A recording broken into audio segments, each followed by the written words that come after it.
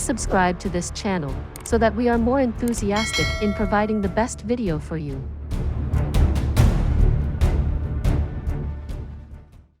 Chapter 751. The 9 Nether First Young Master's Letter. Jun Xie, who had only just seen that scroll with those first 5 words spring out of nowhere, was already shaken to an unimaginable state. From the scroll and the handwriting alone, they were clearly antiques. Furthermore, the 9 Nether First Young Master, this person was a legend from at least 10,000 of years ago. The ancestor of Xiang Qi in the entire Xian continent. A legendary figure. How could a person like this know of someone like Xie, who existed after 10,000 of years? What is his relationship to me? To even know of my name from my previous life. All this, everything, was unfathomable. Too difficult to comprehend. Could it be true that some people had attained a divine level to be able to understand the past and predict the future with absolute accuracy to such a shocking extent? As the scroll continued to unfold itself, lines of neat handwriting began to appear before Jun Xie's eyes. The handwriting was still that unrestrained, untamable, arrogant and haughty script. Just looking at this handwriting alone was enough to imagine how this legendary 9 Nether First Young Master, this crazy ancestor, was uninhibited and tyrannical. Every single word shows extraordinary gifts, and every word was like drawn daggers. Along with that confidence was a sense of untamability and unaffectedness, as if the heavens and earth were for him to walk upon freely. And Jun Xie's attention was completely captured by the contents of this scroll. Why? Could you have been frightened? He. Little thing. Don't feel despaired. After all, I've never met anyone in all of history not frightened in the face of this young master. I believe that you are the same. The arrogance and mocking intentions behind this paragraph were almost as if the 9 Nether First Young Master was standing right in front of Jun Xie, looking down at him condescendingly. Feck. Did you seriously think you could scare me with these couple of ghostly scribblings? You're too dang wrong. Did you think I'm like those ordinary folk? You're thinking too highly of yourself. Jun Xie couldn't control his temper and shouted at thin air, as if he were really facing the 9 Nether First Young Master. Although he knew that incredibly arrogant fellow clearly wasn't in front of him, Jun Xie could feel an odd sense of hostility. To be looked down upon by some ghostly scribblings. A feeling like this really got Jun Xie riled up. And to be honest, he really was frightened earlier. Good lad. You have the guts to scold this young master. I'm really regretful. If I could stay till now, then I could come before you, strip you of all your clothing, hang your Nike'd self high up before all your lovers, and harshly cane your white bottoms. You dare to scold this young master? You fecking have the balls. This young master has never met anyone as ballsy as you. But you came 10,000 years too fecking late.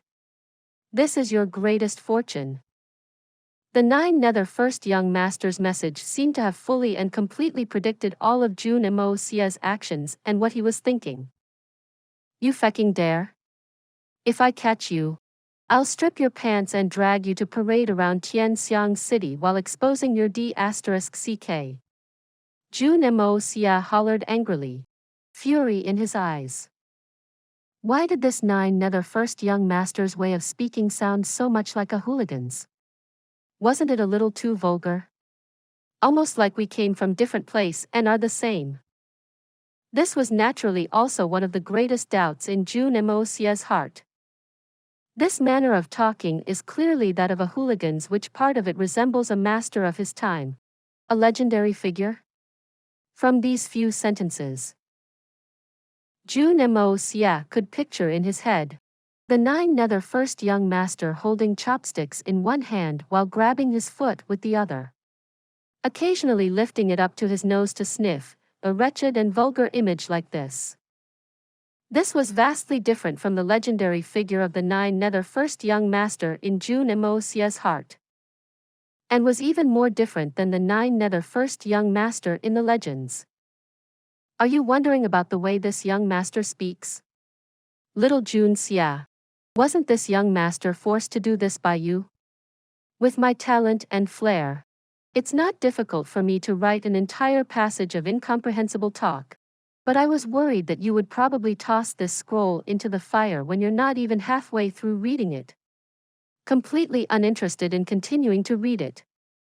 So, you can say that this young master has taken great pains for your sake. But never mind that you don't feel the least grateful. But to even call this young master vulgar. Jun Moxie couldn't help but sweat in his heart. This 9 Nether first young master was very right about himself. If he had really written an essay, even if it were written superbly, it would probably be tossed into the fire by Moxie now. I have to say, this way of speaking really feels great. Saying whatever you want. Scolding when you feel like this. This is the highest state of following one's heart. A whole mouthful of literary jargons.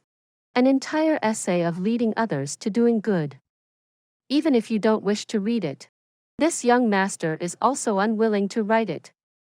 This young master hates those hypocrites the most. Always blabbering about ethics, so in a rage. This young master burnt all the ancient books and records in the world. Feck their granny's balls. That bunch of people all look sanctimonious and dignified. Always talking about morals and values. But always end up going into brothels to have some fun when night comes. Remember, when you meet people like this, you have to eliminate them completely. Because this type of hypocrites is even worse than those gangsters on the streets. Even though gangsters aren't good either. At least they are open about it. Jun Moxie couldn't help but clap in admiration, his face radiant with delight. This person's temperament was the same as his own. He truly understands me. Hooey. Why is it so sour? Is it because it's too to my taste? If he is still around, perhaps I would burn yellow paper and cut the heads of a chicken, bow 8 times and become sworn brothers. Cough cough. This topic has deviated. I know that you're still confused. So this young master shall help you clarify your doubts. Cough cough. This topic has deviated. I know that you're still confused. So this young master shall help you clarify your doubts. Jun Moxie frowned, finally realizing that this 9 Nether first young master had a particular catchphrase, this young master. He didn't address himself as anything else. From start to end he had always simply used, this young master. You're at least 10,000 years of age. A genuine standard old monster. But you have the cheek to address yourself as, this young master? This doesn't really seem appropriate. Right? Jun Moxie criticized in his heart. But he continued to read the scroll. If you little assholes still dare scold me, this young master will make this scroll disappear instantly. Do you believe me? This sentence left Jun Moxie completely speechless. This old ancestral figure of 10,000 years ago was really unconventional. This young master can live forever without aging, even if I reach millions of years in age, and the heavens and earth fades away. I will still bear that same look of an 18-year-old. Why can I not address myself as this young master? Did you want to see this young master address himself as this old man? Why don't you imagine an 18-year-old baby face calling himself this old man? How would you feel? Jun Moxie sweated aggressively. What? What is this? This 9 Nether first young master's amazing way of thinking really stunned him. He kept saying that he was going to explain. But until now nothing was explained and he was just talking about useless things. Isn't he just leaving me hanging? Even then, even if I scold you right now. You also don't have the capability to make this scroll disappear instantly. Did you think it's still 10,000 ago? Never mind. We are all clever people. This young master probably can't scare you enough to stop you. But it is very rare for this young master to get an opportunity like this to tease his juniors. Especially teasing you after a period of 10,000 years. This gives this young master great sense of satisfaction. And I'll take it as you are respecting the elderly. Obedient little Jun Xie. Just continue to look on patiently. Jun Moxie rolled his eyes and felt like fainting. This person really had a bad taste. If he really wanted to be polite and respectful to an eternal 18-year-old baby face, then stop guessing blindly. I know what you little fellow is thinking about, doubtful about, but this young master is going to tell you seriously that you are a stupid fool. Extremely foolish little brat. You've guessed wrong. Completely wrong. Gravely mistaken. Way off. Jun Moxie really had an immense urge to rip this scroll into shreds. Facing just a mere scroll, he had been scolded for almost an hour. What the feck is this? You're definitely guessing this young master probably came from the same place as you. Wahahaha. You're wrong. This young master is too extraordinary for a good obedient little boy like you to be able to guess. Do you feel depressed? Aggrieved? Jun Moxie's breathing became heavier, and the veins on his forehead popping out. To think that I am belittled like this. This young master comes from the 9 Nethers. Do you know what the 9 Nethers is? Good boy. This young master will slowly tell you all about it. You must be patient. There is no need to rush. There is no use if you are impatient. Young Master Jun bellowed angrily, standing up and landing a heavy punch onto the stone wall on the 5 words of 9 Nether first young master. He was really enraged by this fellow's teasing. After venting it out, he panted heavily before sitting back down again. Just as he had expected, the stone wall did not even budge, and not even a chip fell off. This was not because the stone wall was too hard, but because the 9 Nether first young master had used some unique methods to make it like this. Gaga gaga. Sure enough. You couldn't bear it. Little obedient child. Your temperament still needs quite a bit of polishing. At the sight of the weird laugh on the scroll, Jun Moxie felt like he could see the image of a young-looking person laughing uncontrollably, his entire body shaking back and forth. Don't get angry. Don't get angry. I won't get angry. If I get angry, then I'll be falling for his scheme. Absolutely. Must not get angry. Jun Moxie chanted in his head, taking in a deep breath before focusing again. Please subscribe to this channel so that we are more enthusiastic in providing the best video for you. Chapter 752. The Land of 9 Nethers. You are a teachable child.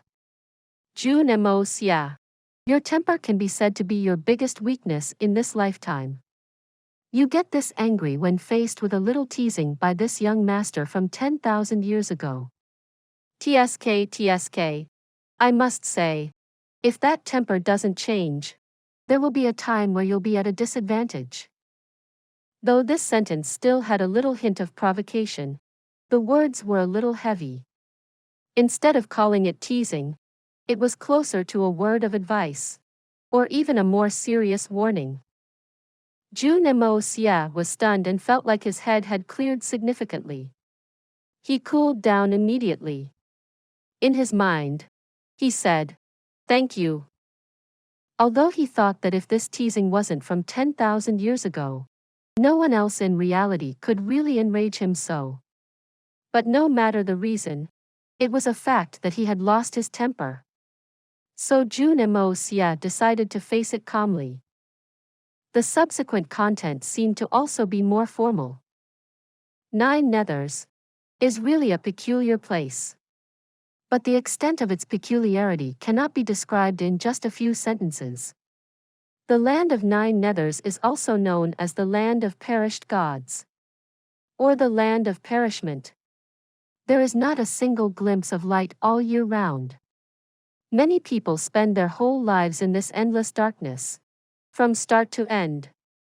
And this place is filled with bloody battles, disputes and killing. All the living things in the 9 Nethers face massacre the moment they are born. Perhaps it is survival of the fittest. All the living things in 9 Nethers are born with extremely powerful battling capabilities. All sorts of skills and arts are sealed in their heads. But they do not come without effort. They need to keep clearing and breaking through stages, constantly challenging their own limits. Only when they have pushed beyond their limits will they gain the imparted skills that were sealed.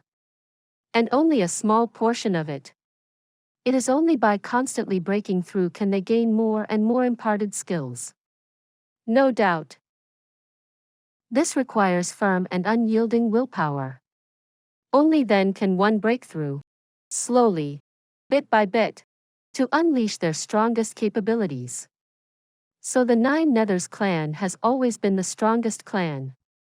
But those who can stand at the peak can be counted on mere fingers. Similarly, the 9 Nether clan is also a clan that can never be satisfied. They are full of insuppressible ambitions. The 9 Nether clan's lifespan is extremely long. If it were to be calculated in the Xian continent's terms, any random person could easily live past a few thousand years old with no problem. Jun Moxie took in a sharp breath. What sort of monstrous clan was this 9 Nether clan? To be this different from others. No light all year round. Then what did they eat? They didn't need to do labor. Didn't plants need light to photosynthesize? Why did this sound similar to the Azura realm in the 6 realms of existence? At the peak of the 9 Nethers holy land is a door that leads to the heavens. For many generations, countless of 9 Nether seniors wanted to pass through it. Because according to legend, as long as you pass through that door, you will be able to reach paradise. There is light, flowers, and grass. In white, green, red, and all these were the greatest desires of the 9 Nether clan. But there were indescribably dangerous obstacles before the land of paradise.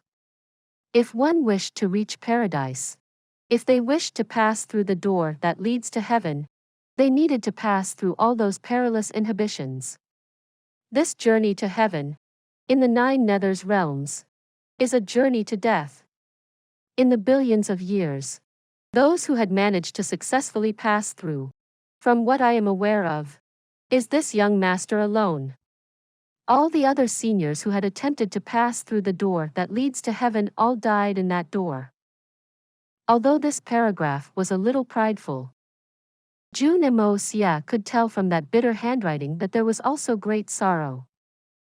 Since this young master had came onto this continent, I was mesmerized at first sight by this place. It was truly beautiful. It was called paradise for a reason. So this young master swore on the day he stepped foot on this continent that he would conquer it. Make it my personal backyard. Throughout time, only I alone shall be revered. So at the same time as I made this vow, this young master set off on this expedition eagerly. Jun Moxie sighed. You really can't blame this lunatic. If anyone came digging their way out of a place that was completely dark and was greeted by a spectacular scenery of mountains, rivers, flowers, and plants of every shade, they'd have the same mindset. Perhaps this shouldn't be called ambition, but instead, a type of unexplainable possessiveness and desire to monopolize. Put in more common terms, it was a case of jealousy and envy. The 9 Nether first young master was like this. So were the subsequent 9 Nether young masters. Not long after, This young master discovered that the people of this world are really too weak. So weak that this young master could barely imagine. There were still a few who claimed to be strong. But even when they joined forces, they couldn't even make it past 100 strikes of this young master. That made this young master extremely unhappy. Alas! In this entire world, there was no one who could put up a fight. It was not easily to walk up the lonely peak. That sort of loneliness really made the heart of this young master cold. Furthermore, the martial arts of this world may be extremely weak, but it was full of deceit and schemes, full of mutual deceptions. And most of the operations to defeat this young master all began like this. And this young master always pretended like he didn't know of it and stepped right into their traps. Then broke through from them. This made this young master feel some happiness. Perhaps it is only like this can I find some slight entertainment. What a sicko! Jun Moxie sighed, at a loss for words. As he read on, he realized the next paragraph had further proven the 9 Nether first young master's nickname of maniac. It was extremely lonesome to be unrivaled. And when one was extremely lonely, they could only create some sort of entertainment in things that weren't entertaining. This young master is immune to all sorts of poison, and no weapons are capable of hurting me. Broken limbs can be grown back again, and my energy knows no limit. This bunch of mere ordinary people can have all sorts of methods and schemes, but how would they be able to do anything to this young master?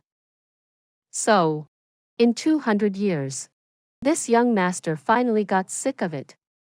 With a lack of better choices, I could only accomplish my long-awaited goal and become the supremacy of this continent.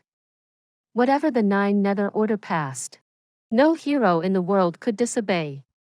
But a pity, after that momentary joy of accomplishing this goal, this young master had no other goals. Since there were no goals, then just create a new one. So this young master created a set of 7 color exquisite battle arts that were tailored to the physical capabilities of the people in this continent. I spread it all over the world and accepted disciples. But there were people who were blind that said this young master's cultivation methods were rubbish. How could this young master not be enraged? So I burnt and destroyed all the ancients' books and records in under the sky. In 10 years, I brainwashed all the experts. The rest that refused to comply killed. Those rotten scholars slaughtered. The eerie intentions behind his words appeared vividly on the paper. Even Jun Moxie, who tried to stay calm, couldn't help but feel a shiver. How many people did he have to kill to achieve this? So another few hundred years passed, and the 7 color exquisite battle arts could be seen everywhere on the Xian continent. All those original martial arts completely perished. Those rubbish martial arts are not even worthy of existing in the same world as the cultivation methods this young master had created. This young master has a clear conscience. Following the name of Xian continent, the 7 color exquisite battle arts adopted the name of Xiang. I spent another few hundred years thoroughly completing this set of skills, a set of powerful arts that could create truly powerful and strong people. I accepted disciples, imparted these skills, and had good pupils all over the world. So this was how the martial arts of Xiang on the Xian continent came to be. Formerly, when this person destroyed all the records and brainwashed people and imparted Xiang, this set of skills was only just a draft. Jun Moxie broke out in cold sweat. Is this person not worried that people might suffer a backlash and go mad? There weren't even any follow-up skills. And to do it so ruthlessly. No wonder the legends called him a lunatic. But this also made sense. If he had considered so meticulously, then he wouldn't be that 9 Nether first young master. Following the passage of time, this young master's cultivation also got higher and higher. I came to a sudden realization that after coming into this world, aside from looking for 99 wives, I didn't do any great or memorable. Feck. This sentence left Jun Moxie flabbergasted. He couldn't hold his tongue and began to scold. Are you a fecking breeding pig? 99 wives. Are you not scared that you'd get sucked dry? How many do you have to change in a day? Young Master Jun scolded. Truly. A real, super huge lecher. Old lecher. And, you already conquered the continent and converted it so that everyone practiced only your martial arts. You already had sovereign authority over the world. And you dare to say that I didn't do any great or memorable? Are you being humble? Or showing off discreetly? For a short period of time, young master seemed as if he sustained internal injuries triggered by this single sentence, madly spitting out significant amounts of blood. Then what must you do to have the rights to say, I have done a lot? This was too hurtful to his pride. Thus this young master has already dwelled long enough on this continent. So I began to think of going to other places for a stroll. This sentence of 9 Nether first young master had inflicted another significant blow onto Jun Moxie. There was no doubt that think of going to other places for a stroll was definitely not going sightseeing, but to go for a stroll on other planets. Jun Moxie lost the mood to even scold. But the 99 wives weren't high enough in their cultivation, so there was a delay of 1,000 years. 1,000 years later, this young master brought his beautiful wives and successfully left this place and went to an odd place called Earth. Jun Moxie buried his face in his hands and groaned.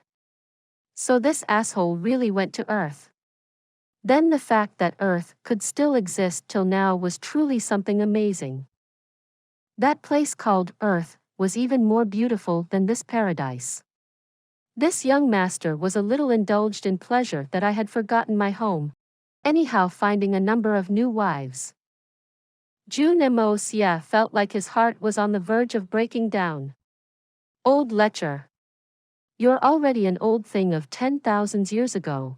And you have the cheek to scourge young ladies. Jun Moxie felt like he couldn't put his disdain towards this asshole into words. It was as endless as the long rivers and as wide and deep as the oceans.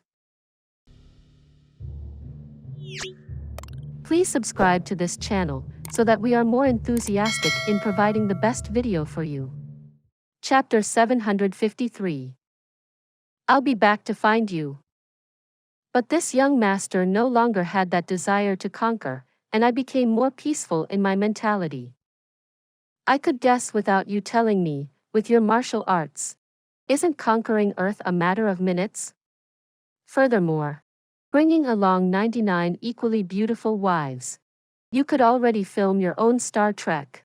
It's probably difficult to not be such a lunatic. This young master always open and forthright. Excuse me. What did you say?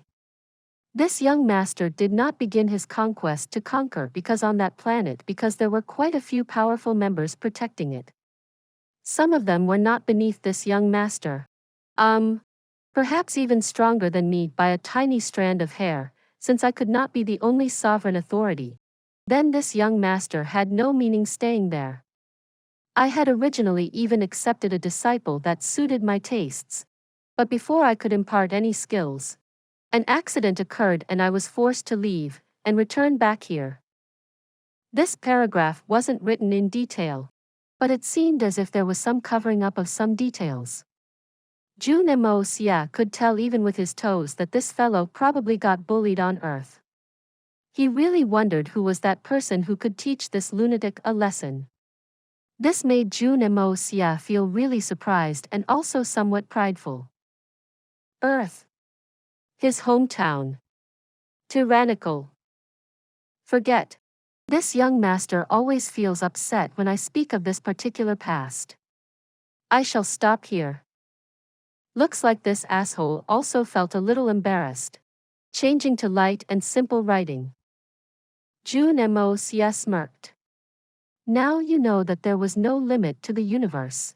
There will always be someone stronger.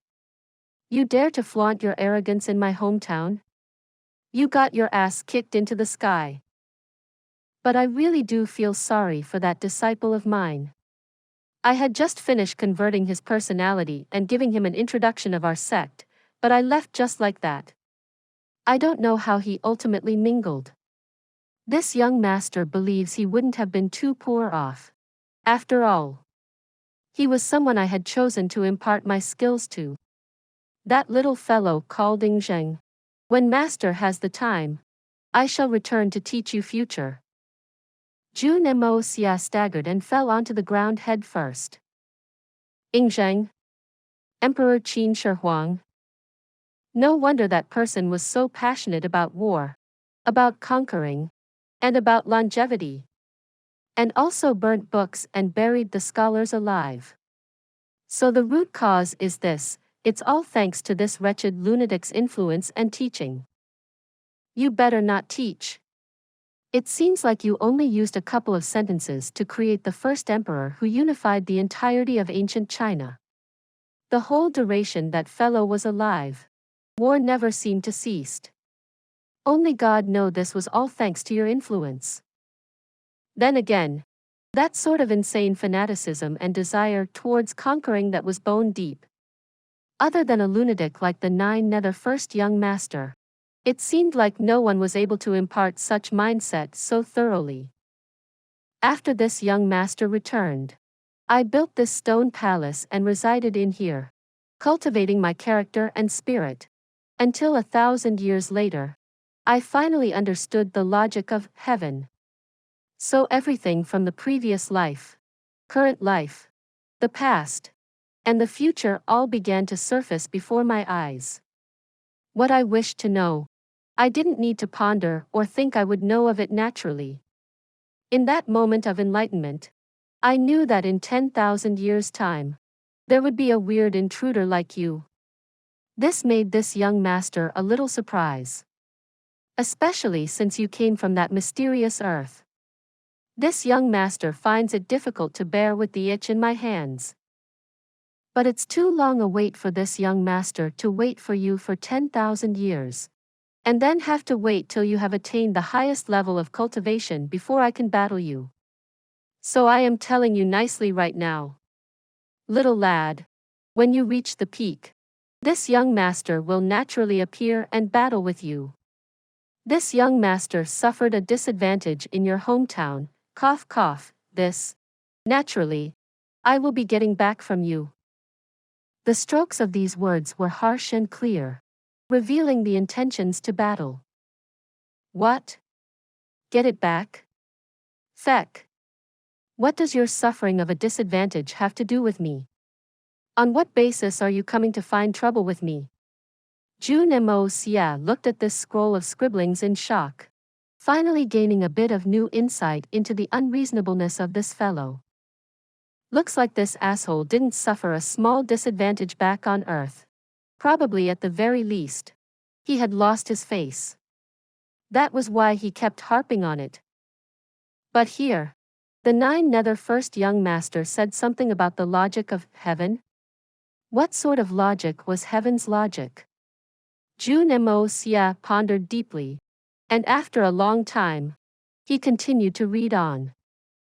Following this young master will be returning to his hometown to take a look, and see if there are any worthy opponents there, then go elsewhere for a stroll. So this young master won't be disappointed by you, lad, when I decide to come back someday. Jun Moxie frowned. So turns out this fellow went back to the Nethers. Then needless to say, the following Nether second young master through Nether 14th young master were probably also works of this fellow. Otherwise, why would it be so orderly? For an ambitious fellow to pop out every few thousand years. You lad are really lucky. It's fine if you came alone. But to bring along a treasure as well, and of all things, you fecking had to bring along that goddamn treasure. If this young master doesn't find trouble with you, then whose trouble should I look for? This last paragraph was full of resentment. Jun Xie also finally understood. So it was this great person that made the 9 Nether first young master taste defeat. The great god Hung Jun. Suddenly, Jun Xie's heart was filled with an immense admiration. Oh great elder! You truly are impressive. Our prestige is all thanks to you. I can only be impressed. Such a lunatic could taste defeat in your hands. You're lucky this time. This young master left all his treasures obtained from 10,000s of years in this place. It's up to your ability to find them. Besides, there is another huge surprise for you. But it will test your real capabilities if you are able to find it. But this cave alone is enough for you to squander. This is the location of the first spiritual vein of the Xian continent. But this young master needs to warn you on one matter. 3 holy lands is still ultimately my disciples and grand disciples. You need to know your limits when you do things. It's alright if you teach them a few lessons, but you must not cause them to perish. Otherwise, when this young master returns, I'll show you what's good. This paragraph was full of threat. This young master doesn't believe in that stuff. I will let your roots perish. Jun Xie spat on the ground harshly. If you're capable, come and bite me right now. Since someone from Earth could teach you a lesson, I'm sure I can make you, a baby-faced 10,000-year-old monster, cry like a baby too. After writing for so long, it is still a fecking laborious work. This young master doesn't have that much time to chat with you. You better pay more attention. If you don't use your time wisely, when this young master returns, it is you who will look ugly. Don't expect me to have mercy. If you are to die in a single strike of mine, then you can only blame yourself for not working hard enough. Not my heartlessness. My wife is calling. This young master must go. It should have finished by now. But there were still a few more lines below. The handwriting was awfully messy, as if it was written very quickly in a short period of time. Don't you fecking question the value of my gifts. Finish looking at what I left behind for you first before your shocking decision. That's all. You look like you're asking for a beating. Just wait for this young master to come back and make 3,600 different looks out of you. Again, I warn you, don't try to use those little tricks you learnt in an attempt to change this world. You are still too far from it. This was the actual ending. It was full of curses and exclamation marks. Jun Xie felt awkward after finally finishing reading this. Looking at this scroll, it was just a long message. But it had given young Master Jun numerous internal injuries. Numerous urges to vomit blood. Too fecking irritating. Luckily, when this fellow had gone over to visit Earth, it was still the period of spring-autumn warring states. The curse words for scolding people had yet to evolve to the current, more advanced state. If he had managed to go to the modern era, Jun Xie would probably be driven to death from anger due to this scroll, and when his corpse lay in the coffin, it would be angered to the point it continued to jump around. The time here was already 10,000 years. But in Earth, it was only around 2,000 plus years. What was this matter? Was there such a huge time difference in these two planets? This question obviously could not be answered. And since you can't find the answer anyways, then don't think about it. Then what was the meaning of that last sentence? Don't try to use those little tricks you learnt in an attempt to change this world. This sentence seemed to have a very deep meaning. What could change this world? It could only be technology, civilization, and gunpowder, but when these things were invented, the 9 Nether first young master should have already departed from Earth. How did he know of it then? Could it be that he learned of such things through his ability to know of the past and the future? Jun Xie thought about it and understood. The 9 Nether first young master knew that he had transmigrated here. What else did he not know? All this was already included in the past and future. He looked at this peculiar scroll that laid limply on the ground like the skin of a shedding snake. Jun Xie couldn't pinpoint the emotion in his heart. Was it surprise, shock, disbelief, or even admiration? Such shocking capabilities. So powerful. This sort of arrogance and pride. Idle. He couldn't imagine that he was the oneness #1 lunatic of all times, deemed the strongest opponent after God knew how long. Jun Xie suddenly felt an unexplainable sense of urgency. He didn't feel any sense of honor or pride. He could only feel urgency. Who knew when this fellow would go berserk and come back? So it was most important to raise his own abilities as quickly as possible. Attain the 9th level of the Hongjun Pagoda. Then prepare himself thoroughly was the greatest and most important thing to do. And not only because of this 9 Nether first young master. Even if it were just for current matters, he still needed to quickly level up. I will never lose to you. Even if you are the ancestor of Xian. Even if you are a talent from 9 Nethers. Even if you are a magical legend of 10,000 years. I am Jun Xie. Gentlemen, don't play tricks in front of me. Please subscribe to this channel so that we are more enthusiastic in providing the best video for you. Chapter 754. The 9 Nether First Young Master's Treasure Vault. Jun Xie arched his sharp brows. Azure holy light gleaming from his eyes. Looking at those 16 words on the stone wall, a smirk slowly formed on the corner of his lips. What you can do doesn't mean I, Jun Xie, cannot do it too. At this moment, Jun Xie's gaze fell on that fallen scroll that suddenly moved on its own, flying up although there was no wind. As if it had finished its mission, it turned into dazzling flames before Jun Xie's eyes. In those burning flames, the green smoke did not dissipate, but instead, coagulated into a round object.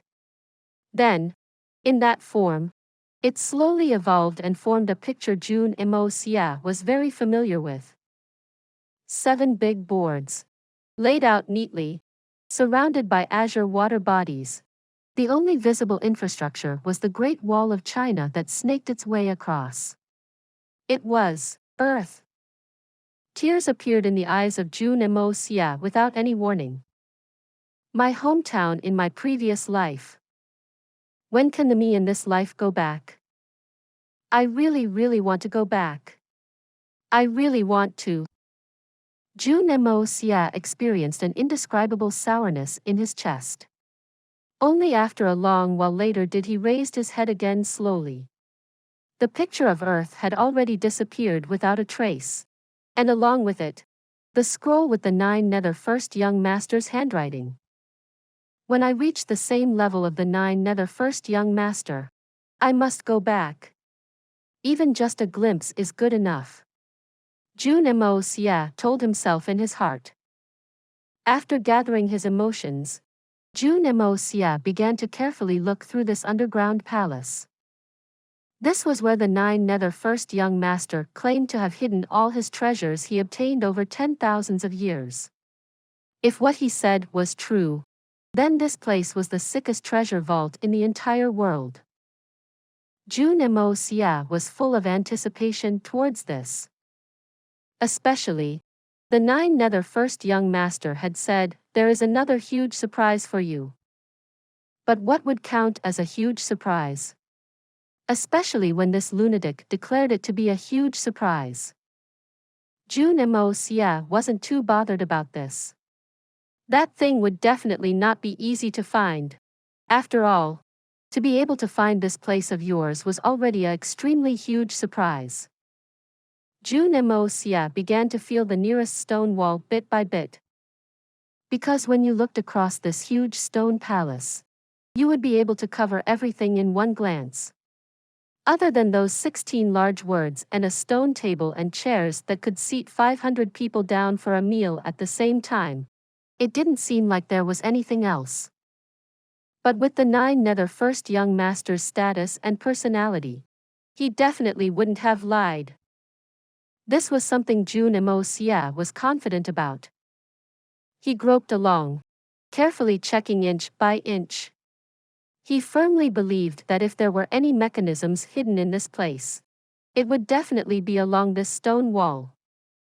So all he needed right now was to be meticulous and attentive. If he was careless, then he would definitely regret it. Because once he left this place, he didn't know when he could come back. But after carefully groping and checking for almost 10 zhang, there were no results. Jun Moxie suddenly stopped. If I were the 9 Nether First Young Master, where would I situate the mechanism? If I were the 9 Nether First Young Master, then where would I usually be in this place? After thinking for a long time, Jun Moxie suddenly returned before the stone wall with those 16 words. He closed his eyes and imagined carefully. With that sort of arrogance that the 9 Nether First Young Master had. Then, if he sat under these 16 words, let those 16 huge and ferocious words be the first thing anyone saw when they met him. This way, he'd feel like a sovereign ruling over the world. And it would definitely feel extremely pleasing for the ego. So Jun Moxie opened his eyes and carefully inspected the ground.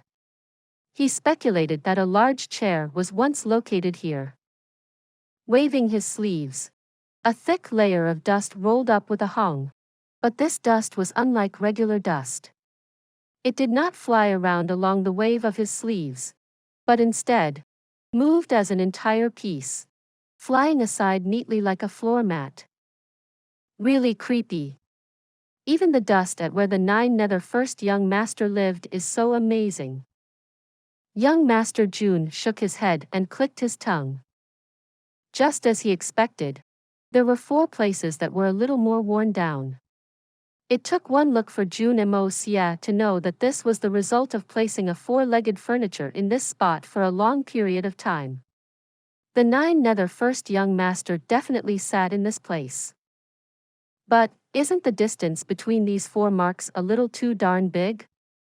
It was around 13 meters apart. What sort of chair was this large? Jun Moxie rubbed his chin, unable to comprehend. Right next to one of the markings was a bump. A round bump around the height of a finger. Jun Moxie went over and stepped forcibly on it with the tip of his foot. Suddenly, there was a whooshing noise. A huge object fell from overhead and landed motionlessly in that position without a noise. All 4 legs landed perfectly in the place of those 4 markings. Jun Moxie remained stationary at the place of the mechanism. He didn't even try to duck. Because he knew that the 9 Nether First Young Master would trigger the mechanism in this position. Following this thought, why would the 9 Nether First Young Master allow himself to be hit in the head by it? Thus, although it may look a little thrilling, but when this thing fell, the safest location was where Jun Moxie was standing. Finally looking at the object that had descended, Jun Moxie couldn't help but curse. What the feck? This is no seat. It's basically a bed. It is a bed. A huge bed, a large, giant, humongous bed. This humongous bed was so big it could accommodate 100 people sleeping on it at the same time. This fellow is truly a shameless, lustful person. Jun Moxie looked at this bed in disdain, but also envy. If there came a day where he could toss Mei Shuiyan, Guan Qinghan, and Dugu Xiao Yi on this bed at the same time, climb over the horse and hoist the spear, gallop vertically and horizontally he. As he imagined it in his head, Jun Xie began to rub his chin and smile lasciviously, a green gleam appearing in his eyes. Approaching the bed, Jun Xie felt his entire body getting warm. He suddenly realized that this gigantic bed was made entirely out of eternally warm jade. And it wasn't pieced together. This entire bed was carved out of a gigantic piece of eternally warm jade. Jun Xie sucked in a sharp breath of cold air. Just this bed alone was a priceless treasure. Eternally warm jade could heal all grave and incurable diseases, improve the health and extend one's longevity. Its benefits were endless. With an unexplainable feeling, Jun Xie touched this warm jade bed, only to be shocked, where he had touched sunk right in. The texture was smooth and gave an unexplainable pleasure that spread right to the heart. Jun Xie felt giddy. This was not only eternally warm jade, it was one of the rarest types of eternally warm jade, soft jade. This was an excellent object that is even more precious than eternally warm jade by a few million times. Even if everything else was disregarded, as long as one absorbed all the heaven-earth spiritual chi of this eternally warm soft jade, there was bound to be a gigantic leap in cultivation. Jun Xie's eyes gleamed like a wolf. This. Heaven. Earth. How do I bring this huge thing away? Especially in this current state where Hongjun Pagoda is refusing to cooperate and help. But if I don't bring it along, I really am unwilling and can't bear to leave it. Who knows if I can come back in next time? Jun Xie felt as if he had discovered an entire gold mountain miles away from home but was unable to bring it back with him. But if he didn't bring it back, he would feel so repressed he might just die on the spot. What sort of feeling was it like for a miser to find a gold mountain but was unable to even take gold crumbs back with him? Jun Xie signed. This maniac is really too darn good at enjoying life. Just this warm soft jade bed alone is already beyond description. Furthermore, sleeping on this bed, even if there were no beauties in your arms, the feeling is as if countless of gorgeous beauties laid beneath him.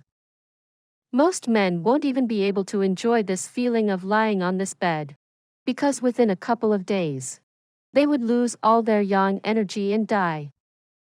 But if it were a man who had significant cultivation, and many lovers accompanying him, doing on this jade bed, drip, drip, drip, Jun Xie began to drool without realizing it. The lustful look in his eyes was something only a deranged pervert was capable of. Jun Xie pounced onto the bed. Kicking his shoes off, he laid on the bed. Jun Xie felt as if he were basking in the hugs of beauties, from head to toe. A true precious item. This person really knows darn well how to enjoy. Jun Xie moaned in ecstasy. After lingering for a long time, he finally got back up.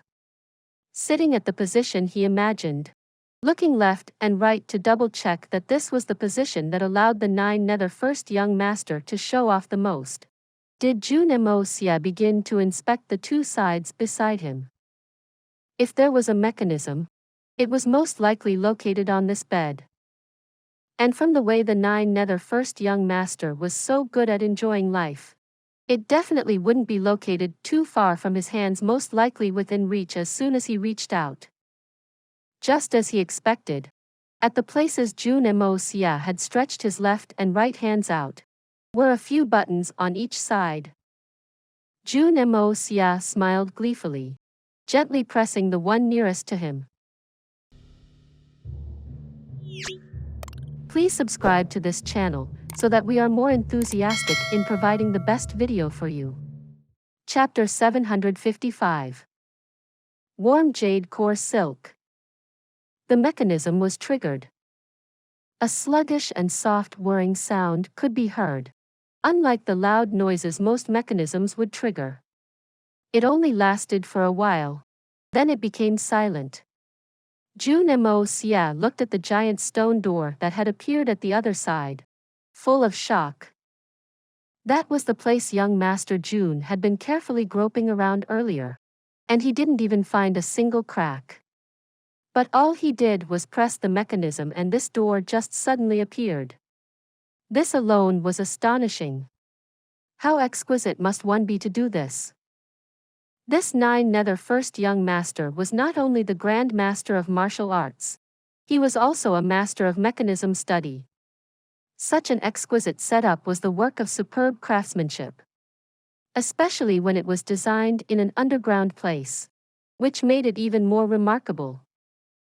From the momentary noise to the current silence, Jun Moxie also understood that the noise was merely a result of the mechanism not being activated once in the past 10,000 years. So naturally it'd create some noise. But the noise from the mechanism had only lasted for a short moment, which showed that this mechanism was already used to the current rhythm. It was only in the blink of an eye. A mechanism from 10,000 years ago. Recovering its vigor just like that? Jun Moxie was a little dumbstruck. But there were more shocking things awaiting behind. Or rather, this was just a prologue. A wide and long passageway appeared behind the hidden door. About 7 meters in height and 10 meters in width. It was extremely deep. And from the looks of it, it was at least 300 meters in length. Although the passageway was long, it wasn't dark.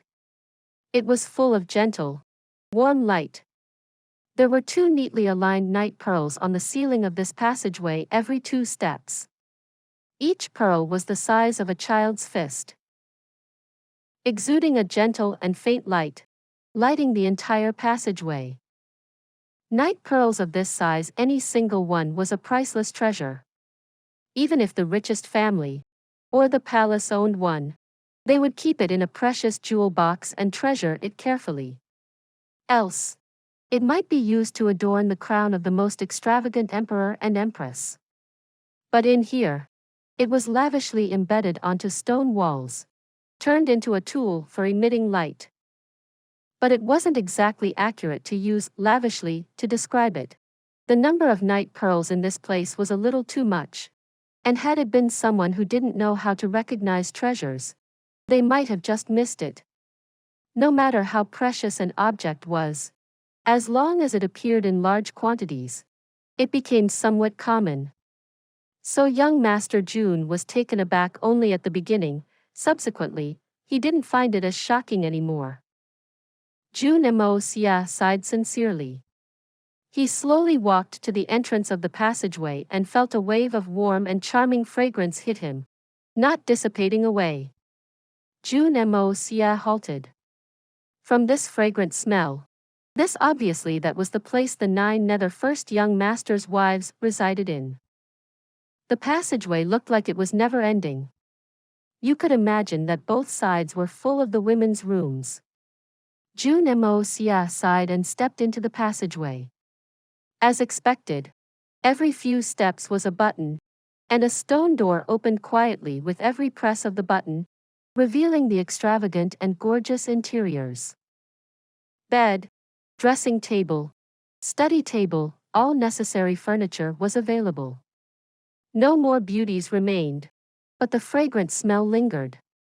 But these waves of fragrance belonged to 10,000 years ago. Jun Moxie walked around and counted. There were a total of 136 rooms in this place. In other words, this 9 Nether first young master alone had 136 wives. Didn't he claim to have 99 wives? Why were there 136 bedrooms here?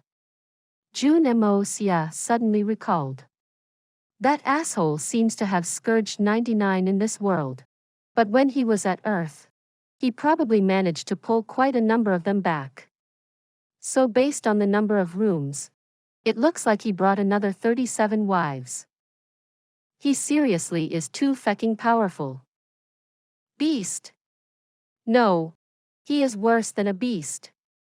With so many beautiful babes combining forces, why hasn't this fellow died from excessive ejaculation? The heavens are blind. Jun Xie was close to speechlessness. He walked out with a dejected and depressed face.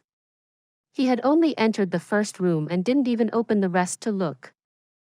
With the 9 Nether first young master's personality, he definitely would not hide the treasure in the rooms of his numerous wives. Actually, even young Master Jun wouldn't do so. In fact, Jun Xie felt like he had sinned when he entered the first room. Jun Xie had no hesitation when faced with a lunatic like the 9 Nether first young master. He would even dare to scold the 9 Nether first young master if he stood before him. But towards his wives, Jun Xie couldn't. And he wouldn't. What sort of taste did the 9 Nether first young master have? All of those women he had fancied. How could any one of them be ordinary or common? As a result, Jun Xie held admiration and respect towards these ladies. He left quickly and let all these rooms, that were still exuding light fragrance even 10,000 years later, to be sealed once again.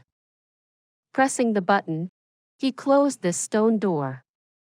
In the instant the door shut, flashing lights suddenly appeared and a piece of cloth fell down over the door. A ball of flames burst out. And in those flames, a young, handsome, haughty, and untamable baby face emerged, smiling. This smiling face said, as expected of a legendary character of Earth, evil Monarch Jun Xie. Had you not exited this passageway within the time of an incense finished burning, then all the other mechanisms would have been sealed permanently. Even that old fellow possessing you and all his special tricks won't help you escape from my setup. Not bad. Not bad. Truly not bad. This young master suddenly likes you a little. Then the smiling face in the flames blinked and disappeared as the flames faded out. Looking at this smiling face that suddenly disappeared, Jun Xie suddenly had a feeling that the battle with the 9 Nether first young master had begun the moment he entered this palace. Even at this present moment, they were already battling. Without a doubt, he was always pressed into a disadvantageous position, and even now, he just barely managed to change the situation a little. And this change, which was more of a coincidence, was only possible because he had the same pride and arrogance as the 9 Nether first young master. Respecting the enemy's kin was also respecting the enemy. And this respect had exchanged for a repayment of equivalent value. Looked like this 9 Nether first young master, like himself, was someone whose temperament was unwilling to allow others to take advantage of themselves for free. Jun Xie thought for a while before returning back to the warm jade bed. Suddenly, he made a decision. He pressed down on the 7 remaining buttons. All at the same time, long passageways emerged in all the directions of this palace. Jun Xie randomly chose on that was the nearest and walked in confidently. Young Master Jun was completely at peace.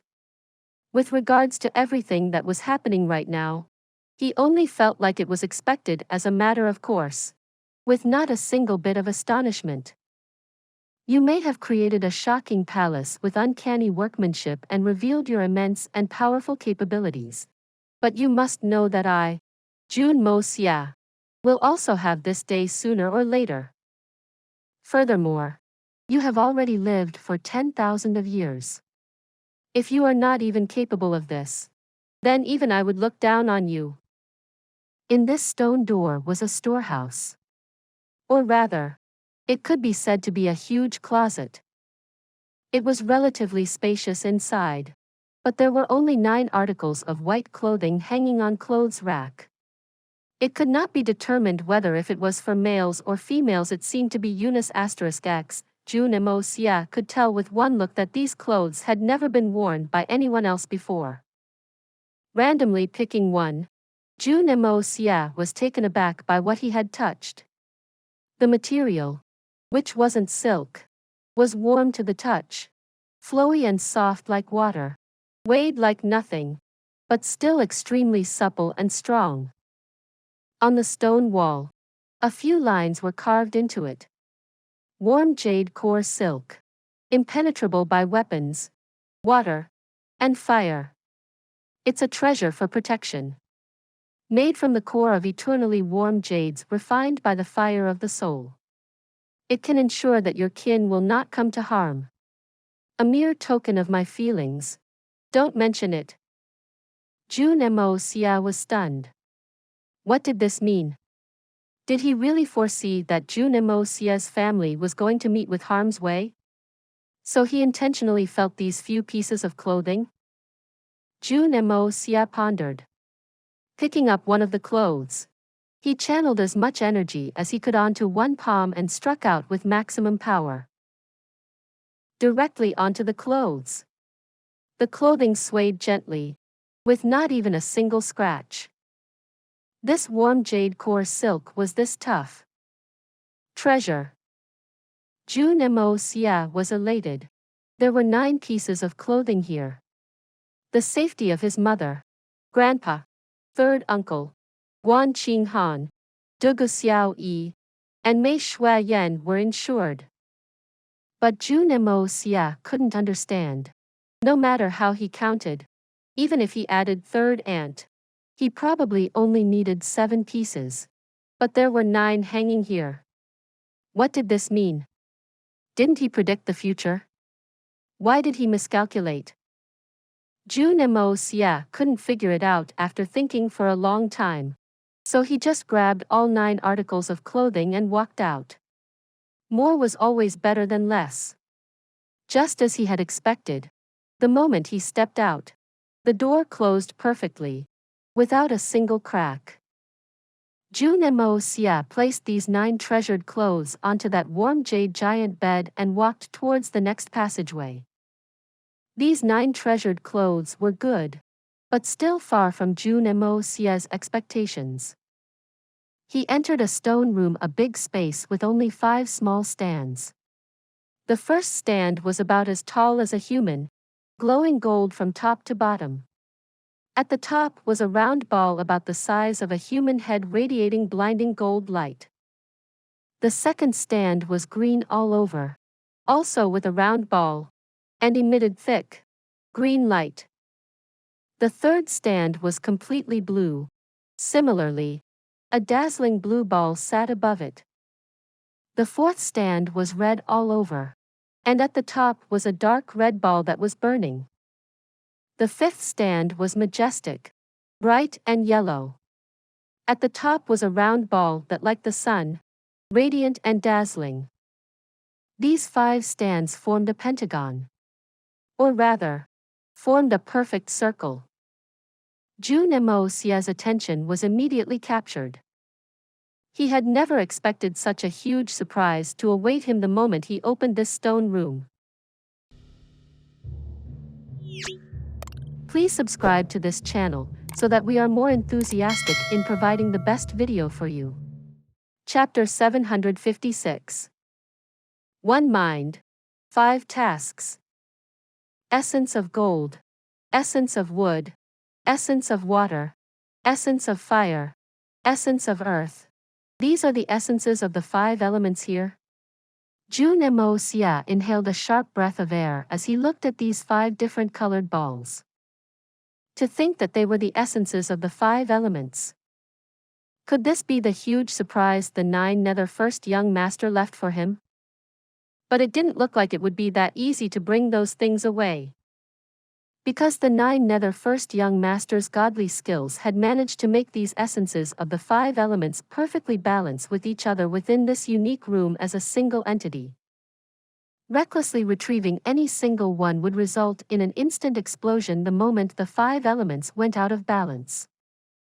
Jun Moxie immediately calmed down from his excitement and discovered the danger that awaited. Without a doubt, once the equilibrium was lost, it would set off an explosion. Jun Moxie further noticed that these essences of the 5 elements in here were all linked to the ground. If these essences of the 5 elements were to explode, it would at the very least blow this entire mountain up into the skies. This palace would also definitely disappear without a trace. Even Jun Moxie might not have a single bone left. And this place was so peculiar. Even if he used the yin-yang escape to become formless, he may not be able to avoid it completely. Jun Moxie circled these essences of the 5 elements and sighed. Darling, this is called giving me a surprise? Or a shock? Or perhaps you want to let me go through another round of transmigration? The only choice was to absorb all the essences of the 5 elements at the same time. But in order to do this, one had to circulate the power of the 5 elements at the same time.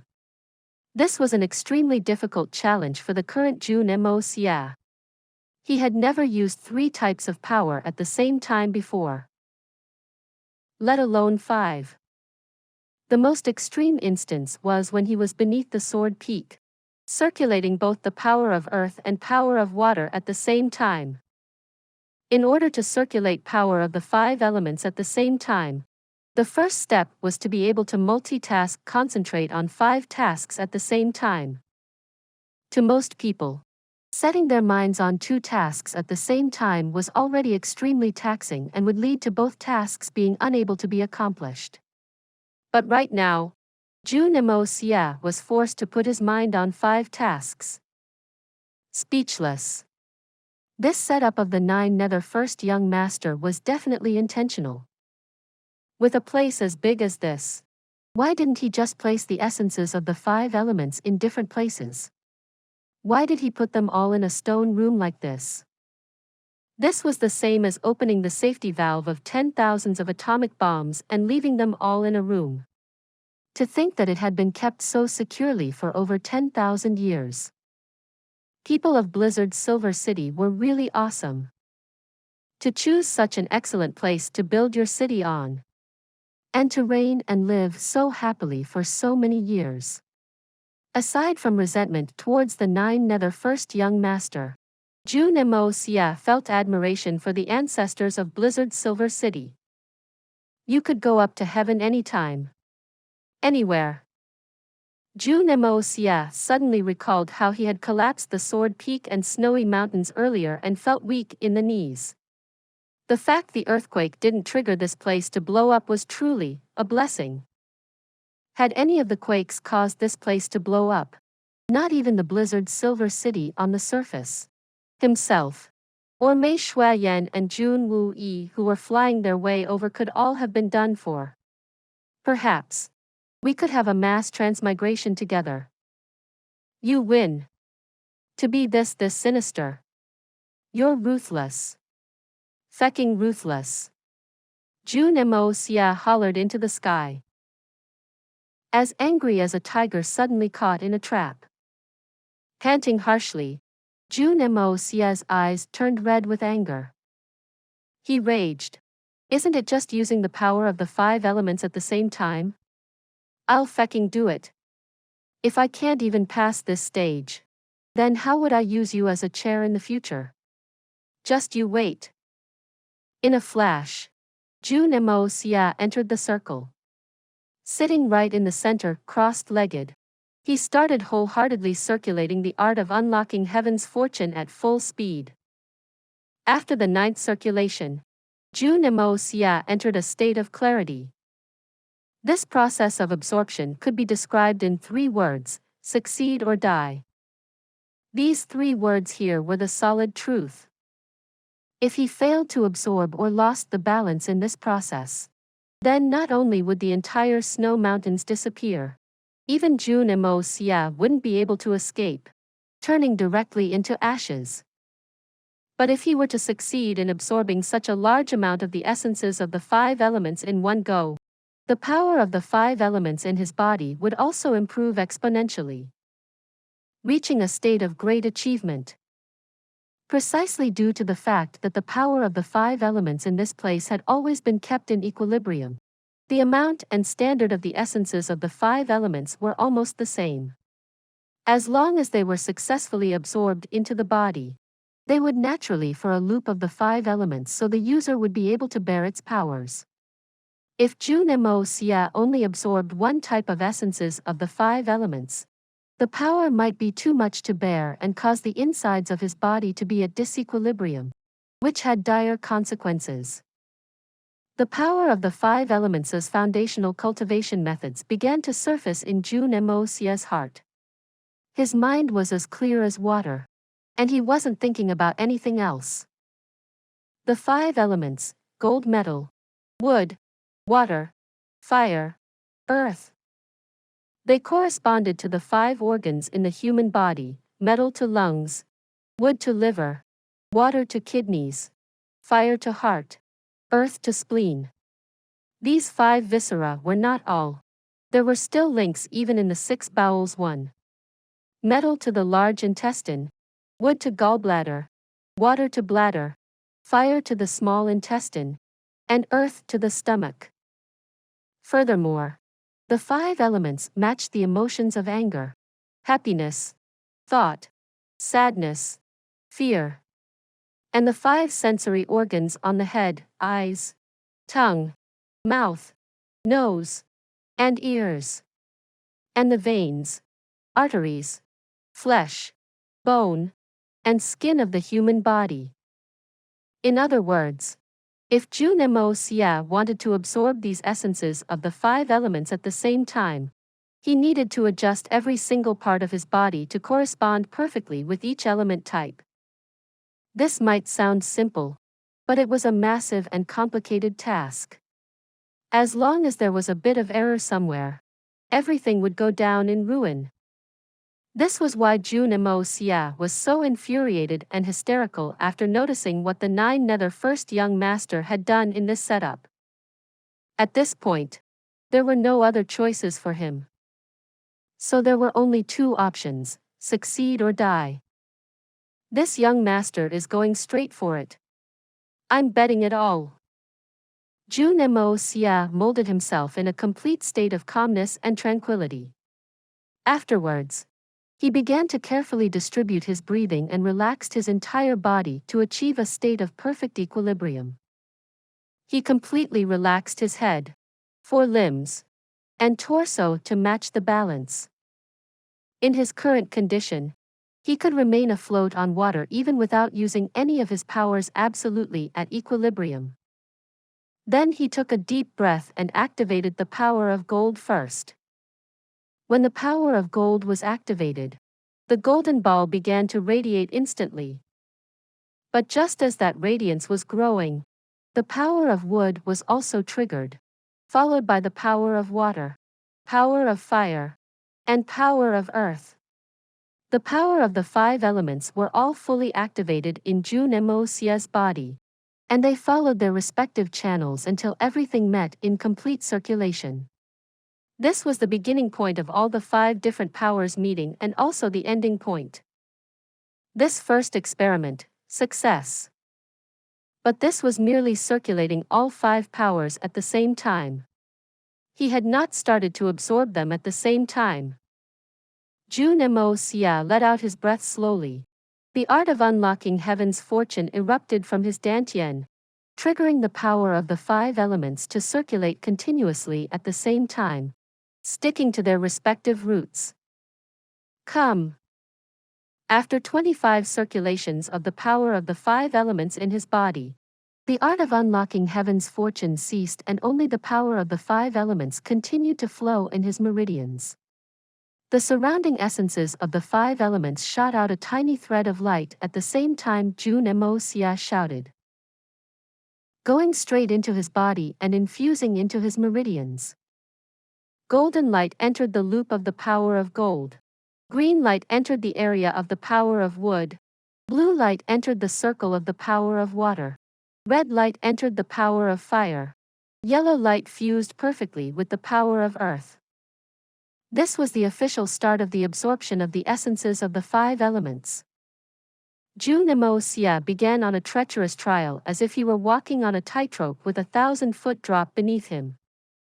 To be more accurate, such a description was not even exaggerating. In fact, it greatly undermined the dangers.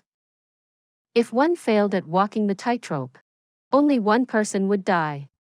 But if he were to fail here, not only was the mountain a gone case, but the numerous people on it too. The different rays of light were like strands of hair, slowly absorbing into Jun Moxie's body. This entire stone room was like a club with dazzling neon lights illuminating it. Jun Moxie shut his eyes, his mind completely calm and tranquil. He quietly controlled the roots of the power of the 5 elements in his body with his own abilities. In this moment, there was no thought of success or failure on his mind. He was a state of emptiness. Nothing. Time continued to pass. In a flash, it was already 2 days and 2 nights. In this duration, there was not a single change in Jun Moxie's posture. Even his breathing, which was slightly longer initially, had been at the same rate since 2 days ago. But Jun Moxie's body was already soaked with perspiration. Even his hair had been soaked by sweat into clumps. The mental strength he used in these 2 days and 2 nights was unimaginable. If it weren't for Jun Moxie's exceeding endurance, even if it were another expert or a saint king doing this task, they might not have been able to take this sort of pressure and would break down. The light entering Jun Moxie's body gradually thickened from the strand of a hair to the thickness of an average wild grass stalk. A third of the essences of the 5 elements had already disappeared. And at this instant, the light rays thickened once again, into the thickness of a chopstick. The speed of absorption also multiplied again. The radiance emitted extensively. Please subscribe to this channel so that we are more enthusiastic in providing the best video for you. Chapter 757. Returning from a rewarding trip. Back to Tian Xiang. This proved that the power of the 5 elements in Jun Moxie's body were almost the same as the essences of the 5 elements outside. If this helped him gain an overwhelming advantage in the future, then Jun Moxie's hard work would be considered a successful accomplishment. Another day passed and Jun Moxie still remained seated peacefully, his face seemingly a little bit more relaxed. It was an extremely positive sign. Jun Moxie exhaled slowly and the 5 colorful chopstick-thick lines surrounding him increased their speed again, pouring into his body in a frenzy. The 5 colored orbs had been absorbed to around the size of the fist. With this last intensive absorption, they were visibly shrinking very fast until they completely vanished. In the next moment, all the respective colored stands began to radiate dazzling light, as bright as the sun. But it only lasted for a moment and the entire room soon turned into complete darkness, as dark as the night. Jun Moxie, who had succeeded smoothly, let out a long cry before slowly getting back up. Every single joint of his body was cracking. All the hair on his head began to float up, every single strand stood straight up on his head, creating an extremely bizarre sight. More bizarre than a person's hair after receiving an electric shock. And this sight was still far from ending. In an instant, it turned dark gold, then reddish gold, then radiant gold. Then in the next moment, the gold faded and became a dark forest green, then lightened to a dark green. Subsequently it turned dark blue, sky blue, scarlet, red, dull yellow, bright yellow, and many other colors. When the standing hair morphed into a shade of light yellow, it began to flutter down slowly, returning to its initial color as it landed on Jun Moxie's shoulders. Black. A black that was as dark as the night sky. Absorbing the power of the 5 elements came to an official end here. Jun Moxie opened his eyes, revealing his unfeigned fear of the consequences and traumatic stress. This whole process had looked smooth sailing and peaceful, but it was extremely demanding and taxing on the user's ability to control his own mind. One mind, 5 tasks. As long as there was a slight bit of carelessness or a flaw, there was no hope of reprieve. As long as there were any clog-ups of the absorptions, distribution, circulation, or integration of the 5 elements, it would have been completely over. So in these 3 days and 3 nights, Jun Moxie's entire mind did not dare relax at all. Only now did he really let out a huge sigh of relief. This process that had looked completely harmless was even more threatening than battling a few venerables and saints. Jun Moxie analyzed his rewards from this risky journey. He could see those different colored energies blending together with the heaven-earth spiritual chi of the art of unlocking heaven's fortune, forming into a colorful orb in his dantian. Only at this moment did Jun Moxie affirm and confirm that he had actually perfectly accomplished this seemingly impossible task. In the next moment, Jun Moxie could also distinctly feel an exhaustion that was ineffable all over his body. Every single joint and muscle was aching. It was extremely difficult to muster the strength to even move a finger. If someone were to barge in right now, as long as it was someone who could use a knife, he could easily end young Master Jun. These 3 days were truly not easy. Be it physically, mentally, emotionally, spiritually, he was thoroughly worn out. Jun Moxie, who was so exhausted he could die, knew that it was not the time to rest yet. He used the art of unlocking heaven's fortune with great difficulty to recover his energy. He did not forget that there were 7 tunnels and he had only entered 2. There was still 5 more. Would they hold an even greater surprise? Actually, even if the remaining 5 tunnels were just empty traps, young Master Jun wouldn't be too disappointed. After all, this surprise was really too good already. He had his fill of the power of the 5 elements. All that was left was for him to use the art of unlocking heaven's fortune to slowly cultivate the power of the 5 elements stored in his body. Since they were all in his body, there was no big deal anymore. It was just a matter of time. After circulating 81 times, Jun Moxie, who had greatly recovered his strength, drifted out of the room like a flowing cloud. As he exited, he wore a grin, looking back in the place meaningfully. Waving his sleeves, he returned to the center of the palace. And this completely empty stone room, a spiritual conscience vanished without a trace. This gigantic stone palace had truly become a possession of nobody.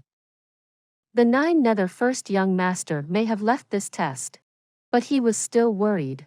So he had left a strand of his spiritual conscience as protection. Everything had the possibility of change. If there were any accidents, he could still be of aid. An opponent as excellent as Jun Moxie was really too hard to come by. If he were to be injured here, it would be regrettable. But Jun Moxie never used this last safety measure from beginning to end. So this spiritual conscience automatically faded away as Jun Moxie left the stone room. Somewhere far away, a nefarious, young, and handsome youth was watching with a smile. Countless of beautiful young ladies surrounded him. Shaking his hand, he laughed and exclaimed, "Good lad." His face was surprisingly full of admiration. As Jun Moxie looked at the 3rd stone room, he thought it to be the biggest one of all the rooms. Even bigger than the central hall. This place looked as though it were linked to another room. In the center was a heap of rare medicines. No, it wasn't apt to describe it as such. Because all these rare medicines were still full of leaves, growing from the ground. The large variety and number of rare medicinal herbs here was enough to make this young Master Jun, who has seen many things in this world, flabbergasted. These rare medicines were old beyond words because this stone room was directly linked to the vital energy of the ground. In other words, these medicinal herbs were all grown in this stone room. It was safe to speculate that they had been growing in here for 10,000 years or more. And how could the rare medicine that the 9 Nether first young master collected be common goods? But all the rare medicine of this world had an expiration date. Like ginseng, it could exist for thousands of years. But beyond that, most ginsengs would turn into heaven-earth spiritual qi on their own. Lingji, zhugua, snow lotus, shou wu, and other rare medicinal herbs were the same. But in this stone room, this restriction was broken, almost as if there were no such expiration restrictions. Because Jun Moxie finally realized that it was neither soil or stone wall or even Xian ice beneath this room, but an entire layer of warm soft jade. The entire piece. Jun Moxie finally realized how that warm jade bed had came about. So this entire place is full of this. No wonder he was so lavish with the warm jade silk and everything. This place had this giant piece that could be retrieved endlessly from. No wonder these rare herbs won't wither and fade away. Under the nourishment of this type of warm soft jade, the endless spiritual qi was sealed in the body of these rare medicines and would become part of its medicinal property. Even 10,000 no, even 1,000,000 years later, these medicines would continue to grow in this place with no accidents. Jun Moxie was sincerely troubled. These rare medicines were undoubtedly priceless, with 10,000 years and above of age. But once they were harvested, if not consumed quickly, would vanish in an extremely short time. And there are so many of them, how do I bring them away? The Hongjun Pagoda is on strike right now. Do I hug all of them and carry them out?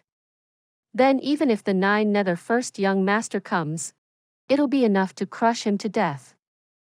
But leaving them behind here doesn't seem apt either. Who knows when I can come back next time? Besides, only God knew what sort of idea the 9 Nether first young master had. If this place was sealed up after he exited, then he would die from regret. So many rare medicines. And any random one was of a type that he would be unable to digest currently. Even if it were an ordinary Lingji, it would have at least 10 or 20,000 years of age, if he really ate it right now. He might get so bloated he would explode. Another option was to just directly refine them into pills. But there was no need to use such high-quality ingredients at this stage. Compromising and using them was not only an act of tarnishing heaven's treasures, but he also did not dare to use it. Because a large amount of spiritual qi would leak out as they were refined into medicine, which had a relatively large risk as well. It was really too tempting.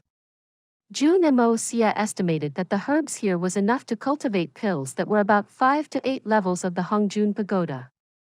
If they could be packed into the Hongjun Pagoda and brought along, it would really save him a lot of energy. At this moment, Jun Moxie felt giddy. Hongjun Pagoda let out a hong and emerged from a faint light in between Jun Moxie's brows. That small little pagoda descended before Jun Moxie, slowly turning and radiating thousands of beams of light. Then it slowly got bigger, becoming as tall as a human, flying into the 4th stone chamber with a whoosh. Jun Moxie was stunned. Since he had entered this palace, there was no movement from the Hongjun Pagoda. Jun Moxie had been wondering why this fellow was so desperate to enter this place, but remained silent the whole time afterwards. Even if you overate and couldn't digest properly, there shouldn't be a need to go to this extent, right? To run out directly from his conscience. Jun Moxie quickly followed after it and was stunned at the sight in the 4th room. In the center of the stone room, a vague object floated in midair, radiating a strong, white light all over. When the light reached a meter in diameter, it suddenly exploded into colorful lights, slowly turning without stop. The Hongjun pagoda floated and approached this object gradually, but didn't conceal its anticipation or excitement. Jun Moxie felt as if it were a mother who had finally found her lost son after being separated for many years. Or a pair of brothers who were reunited in the streets after being separated for 10, 20 years. With a pop, the radiance of the object floating mid-air, after noticing Hongjun pagoda, blended together with the radiance of the Hongjun pagoda. Then it let out an elated and happy cry, like a child running into the hug of his long-lost mother. In a flash, it appeared above the Hongjun pagoda and slowly descended, turning into 5 colorful pearls, fitting perfectly on the tips of the roof of the Hongjun pagoda. The Hongjun pagoda's aura changed in an instant, becoming long and desolate, as if in that moment, everything in this world underwent reincarnation. In this moment, Jun Moxie could distinctly feel that the Hongjun pagoda's aura had suddenly become stronger by thousands and hundreds of folds. There were no major changes to the appearance of the Hongjun pagoda, but Jun Moxie distinctly felt it. The current Hongjun pagoda was the real Hongjun pagoda, the complete Hongjun pagoda.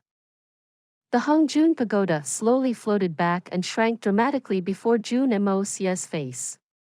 Then, it entered the space between Jun Moxie's eyebrows and returned back into Jun Moxie's conscience.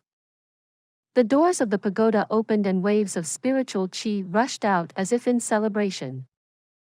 Jun Moxie felt his whole body become extremely comfortable, but a bitter smile appeared in the corner of his lips. He finally understood. He finally understood what the 9 Nether first young master's surprise was. It wasn't those essences of the 5 elements, or the clothing, or even the rare medicine from earlier. The real surprise for Jun Moxie was this pearl. This pearl that had originally belonged to the Hongjun pagoda. This was the real surprise. Jun Moxie also finally understood that his transmigration was definitely due to the Hongjun pagoda. But Jun Moxie firmly believed that this was only reason. He could tell from the 9 Nether first young master's message that there were many civilizations in this universe. But why did he specifically transmigrate here? It was all due to this pearl. It was due to the connection and attraction between the Hongjun pagoda and this pearl that led to his transmigration here. It could even be said that had this pearl not been here, he could have just died back then. And really reincarnate like other, ordinary people. But why would this pearl be here? Jun Moxie pondered for a while before found a somewhat suitable reason. The 9 Nether first young master mentioned that he had suffered a great disadvantage back on Earth. So he had to rush back. Or perhaps, escaped back. Obviously, the one who made him suffer that disadvantage was the Hongjun pagoda. And it was the Hongjun pagoda at its peak, in the hands of the great god Hongjun.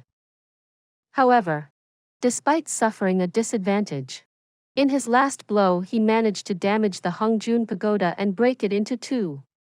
And he, not knowing for what reason, grabbed this pearl and ran.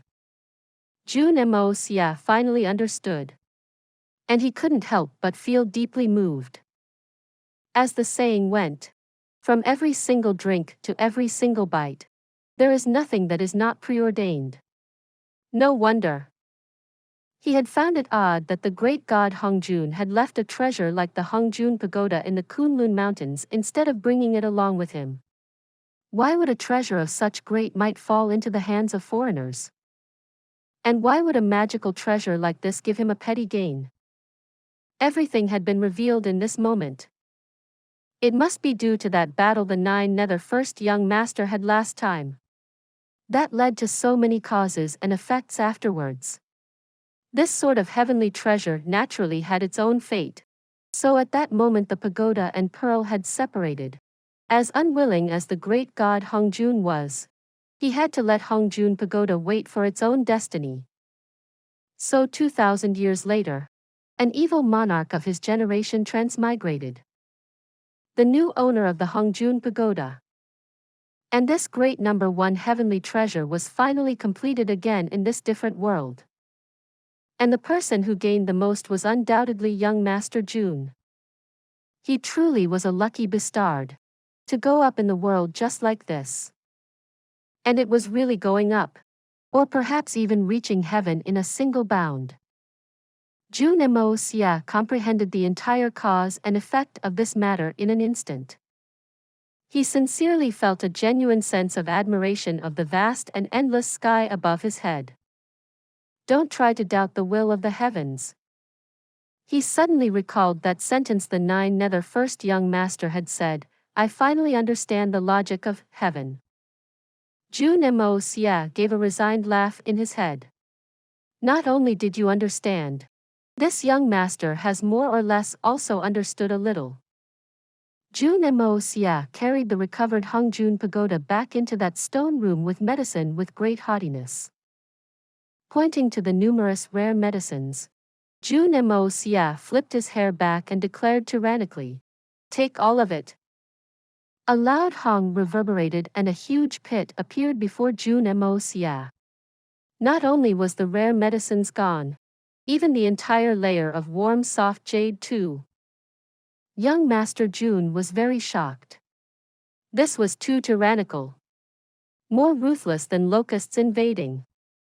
He quickly entered the Hongjun Pagoda in his head to take a look, only to see that a vast empty space had appeared in the second level of the Hongjun Pagoda. And the entire piece of jade and medicine rested peacefully there, surrounded by a milky white layer of spiritual qi. Compared to the vitality of the earth, the vast heaven-earth spiritual qi was a much better form of nourishment for these medicines. Jun Moxie rubbed his head and mumbled. What is this? When you reached your maximum capacity, you could not even fit in an extra stalk of grass. Great. Now you took the entire ground along with you. Describing this as locusts passing by the area is already an understatement. This is too much. But I like it. Following the arrogant, tyrannical hollering of, take it all. The entire palace was completely cleaned up within minutes. And only a mess was left. In a blink of an eye, all the treasures the 9 Nether first young master had collected and accumulated over 10,000 years was completely plundered by young Master Jun. After freely plundering the place, Jun Moxie wanted to go out immediately. After all, there was still a big matter he needed to see to personally back at home. But after going about in circles, he felt like he missed out on something. What is it that am I forgetting? Young Master Jun was really confused. He had clearly thoroughly plundered this place already, and there shouldn't be anything else. But there was still that lingering thought in the back of his head saying that he had missed out on something.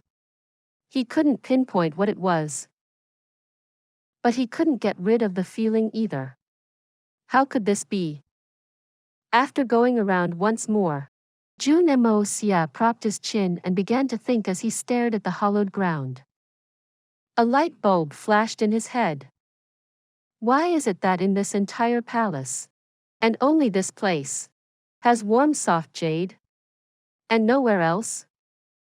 Could this place have something more? Jun Moxie couldn't help but want to try and find out whether this thought was true or not. In the next moment, he was already on this empty patch of land, surveying its perimeter everywhere. The density of the spiritual qi in this place was a little peculiar. He rolled his eyes, used the yin-yang escape, and activated the power of earth. Without a sound, he tunneled into the soil. Checking it out firsthand was always the most effective method. Ha! Jun Moxie's head hit right into an extremely hard stone that was neither gold nor jade. A gigantic bump began to form on his forehead. Feck! Jun Moxie felt giddy. This was the first time he had hit a wall since he had mastered the yin-yang escape. The most he had experienced was just resistance or minor obstructions. Never once had he hit something so badly into this current state. If his family were to hear of this, they'd definitely laugh until their stomachs hurt. No one must know of this. I'm taking this with me to my grave. The top of this plot of land was extremely soft. But what lay below hard and solid? How could there be something so bizarre? Jun Xie got up holding his forehead and was about to start cursing to vent this anger when his eyes widened as if he had discovered a new continent. What the feck? Soul replenishing jade. And such a big piece. Ouch. Right before him was a giant piece of jade that was giving off a gentle glow about 3 xiang wide and 50 xiang in length. Soul replenishing jade. Jun Xie didn't dare believe his eyes. Carefully looking at the 2 pieces in the Hongjun pagoda, he then compared them to this giant piece as large as a small mountain. He rubbed his eyes multiple times before he finally confirmed that this was indeed soul replenishing jade. Oh my god. The whole Xiao family combined only had 2 pieces the size of a finger and they already treated it as an heirloom. It had that sort of miraculous ability. But there's a whole mountain of it here. My god. The drool on the corner of Jun Xie's lips was already hanging at his chest level. Jackpot. I really hit the jackpot this time. Forcefully suppressing the excitement in his heart, he activated the powers of the Hongjun pagoda again to pull this giant block of soul-replenishing jade from the ground. Jun Xie slowly stroked the jade like a pervert, obsessively stroking the thighs of beauties as he drooled. Too gorgeous, too beautiful.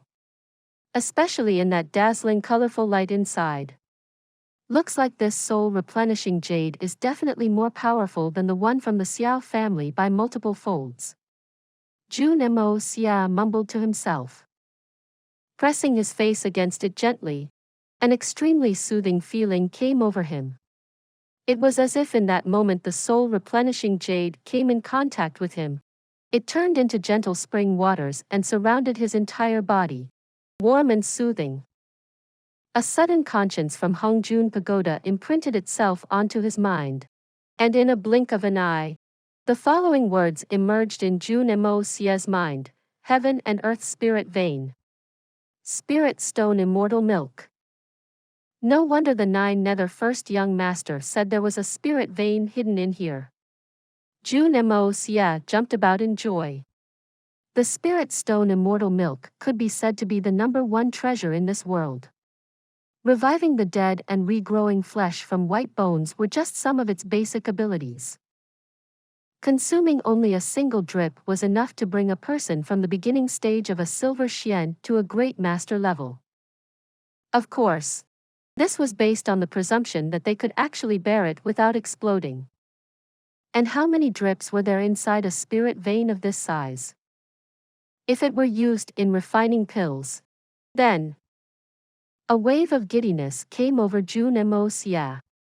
He felt like he couldn't bear with this sort of unimaginable happiness. His heart had already reached a point where it was severely lacking in oxygen. He fell onto the ground, legs twitching uncontrollably, almost passing out from joy. After a long time, did he finally stand up again. He carefully whispered, "Keep." This time, there wasn't that sort of haughtiness from earlier in his tone. The gigantic soul-replenishing jade was instantly tucked into a space in the 4th level of the Hongjun pagoda. Jun Xie heaved a sigh of relief and went around to survey the place again. This young master shall kindly accept this bed and these night pearls. You don't treat it like a big deal, but this young master does. So I shall not stand on ceremony. After all, you left all this behind for me, right? However, one cannot be too ruthless. There are severe consequences to the surface with the entire spirit vein gone. It was most likely the reason why the Hongjun pagoda was attracted to the energy on Han Feng Shui. And now that Blizzard Silver City and my family are related by marriage, it's not good to be too ruthless in my acts. Jun Moxie hesitated for a while. With a painful expression, he gritted his teeth and cut a cube around the size of a meter from the edge and placed it back. I didn't cut off the roots completely, who knows? After 10,000 years and I return back here, there might be another spirit vein? Ha ha ha. After confirming he had packed everything, Jun Moxie vanished without a trace, only leaving a palace full of holes. A scenery like this was even more tragic than when a village was invaded by foreigners. Young Master Jun had sincerely thought about it, if the 9 Nether first young master returned someday to see this. He might just vomit blood on the spot. There was no sweeter revenge than this. That would really be an exhilarating experience. Who knew if the 9 Nether first young master would vomit blood when he returned someday? But Jun Moxie didn't know that someone else who needed to vomit blood had already vomited blood. At that moment when young Master Jun had kept the entire spirit vein. In a stone chamber somewhere above Jun Moxie's head, the old city lord of Blizzard Silver City, Han Fengshui, was practicing while sitting in his lotus platform. Countless spiritual qi in the form of glowing mist entered the lotus seat beneath Han Fengshui. All of a sudden, the surrounding spiritual qi drastically weakened. Han Fengshui immediately noticed this, his eyes widening in shock. The change in concentration of the spiritual qi had been over 90% in that short moment. What is happening? Han Fengshui was overwhelmed by anxiety. He looked at everything that had just transpired, completely dumbstruck. He felt like his heart had sunk to the deepest valley, slowly turning cold. This place was a spot for relaxation the 9 Nether first young master had created in extreme boredom, drawing out the qi of the spirit vein in the ground. Although it was weak, but it was still much stronger compared to any other place. Its miraculous effects led to the hundreds of years of glory of Blizzard Silver City. But now, young Master Jun had taken away almost the entire spirit vein. All the spiritual qi with miraculous effects of boosting one's cultivations would also naturally decrease drastically. Although it was still stronger than most places, there wasn't a significant difference anymore. Only through nourishment over a long period time would it be able to return to how it was.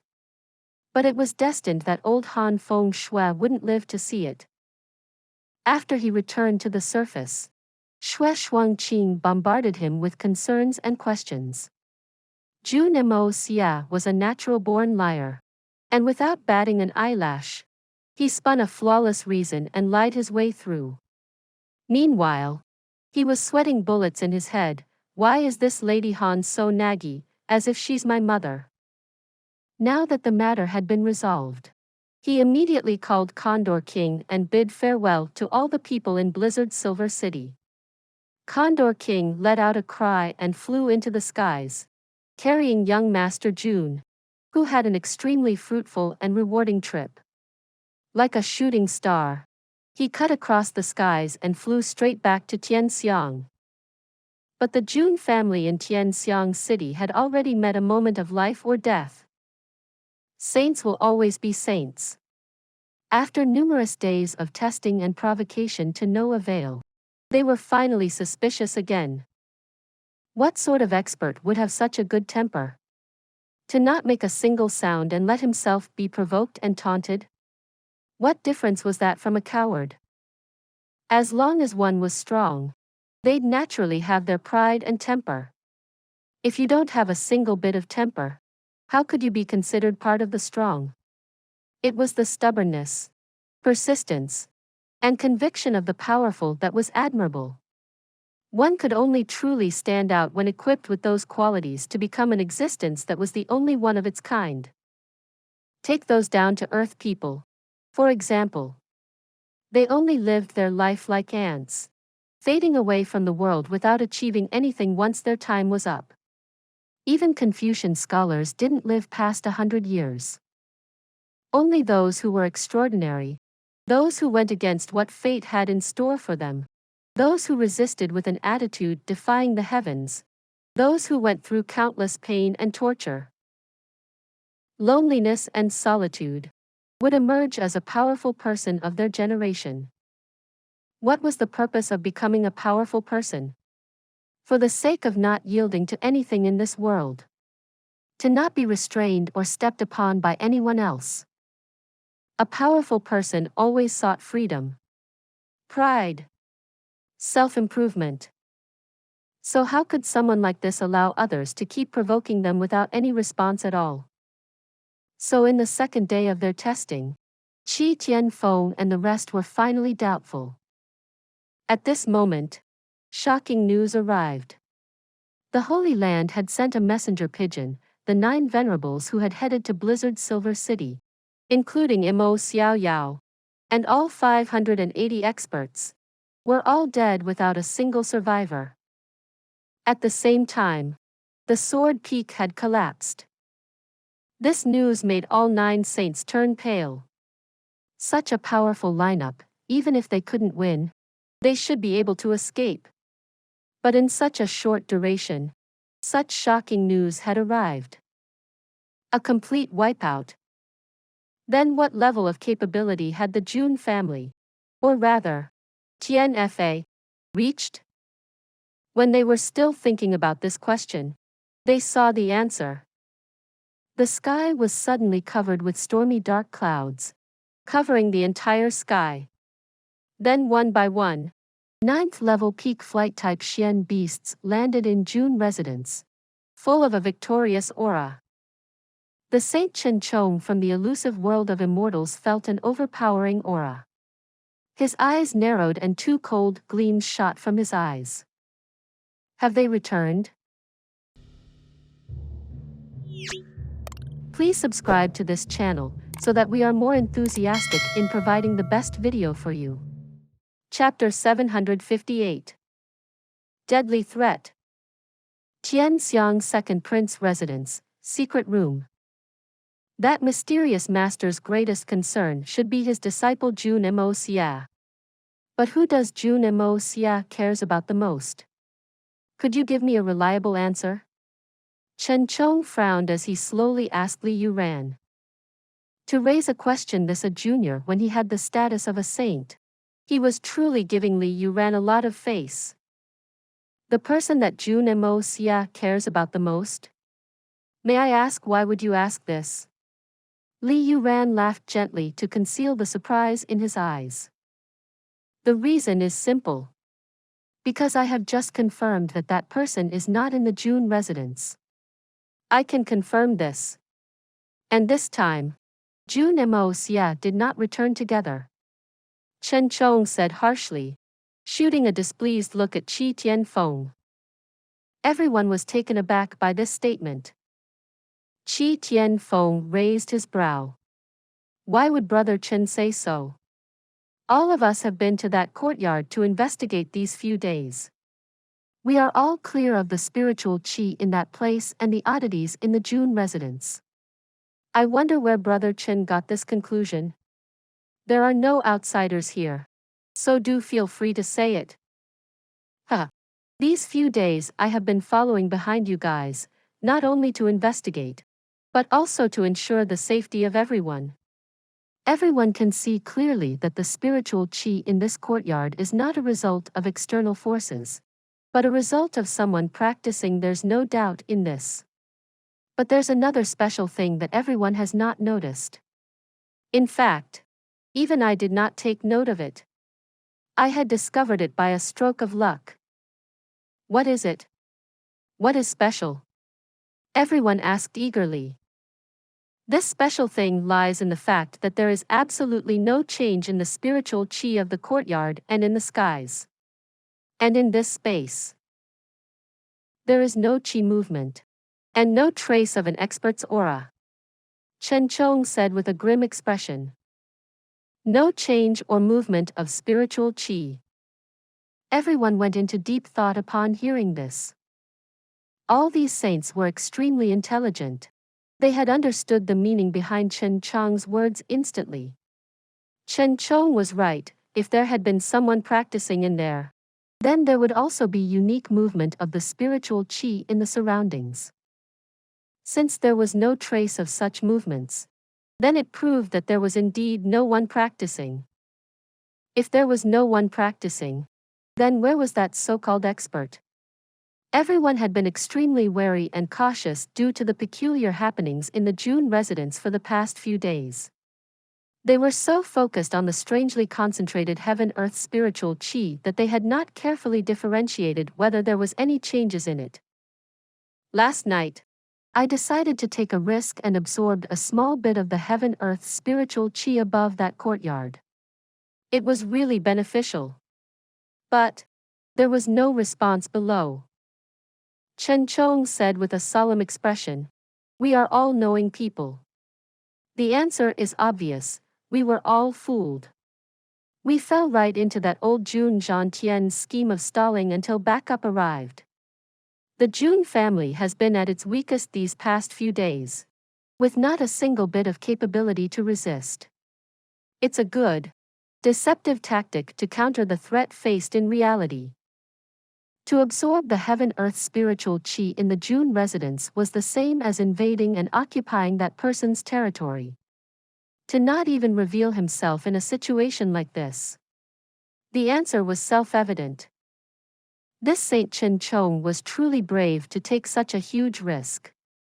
Had the master of this place appeared when he was taking in the heaven-earth spiritual qi, he would have had no room for retaliation at all. Chen Chong heavily understated it by describing it as taking a risk. Had an accident occurred, his life would have been in danger. He could have been killed. Everyone looked at him in great admiration. Chen Chong laughed bitterly and said, "Don't look at me like that. Had you guys seen how I was trying to stay calm while breaking out in cold sweat, you'd definitely not look at me like this. I've lived for a long time, but feeling that sort of fear and anxiety was surely a first." Everyone laughed loudly. "But the Jun family has never been our goal. We only have one goal, and that is Jun Moxie's master. Since he is not here, we have no reason to deal with the Jun family. Could we have made a wasted trip this time?" Qi Tianfeng frowned and asked. Had this verification came by earlier, perhaps that might be the case. But a pity there has been a change of events. Our goal now is no longer restricted to that mysterious person. Because there is one more person who is more dangerous than that master. Chen Chong said slowly, and raising his head, he continued. And this person is Jun Moxie himself. 580 first-rate experts from 3 holy lands have been wiped out. The Empress personally visited the training grounds of the saints to make the request. With Duan Tian Saint King personally passing me the message, kill Jun Moxie and Mei Shuayan at all costs. These 2 people are the biggest trouble of 3 holy lands.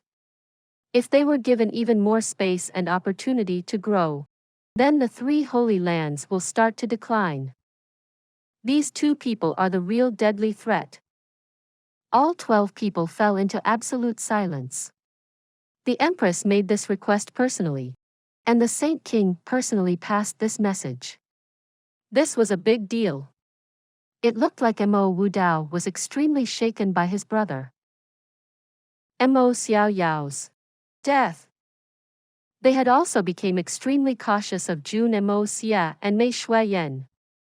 Otherwise, why would they go against the rules of the 3 holy lands to seek help from saints? Saints never participated in any actions of the 3 holy lands. Experts above the saint level in the 3 holy lands were an absolutely detached existence. Only practice existed in their minds. They were completely detached from worldly matters, and everyone had their own practice grounds. No one, even the Empress, was allowed to interfere.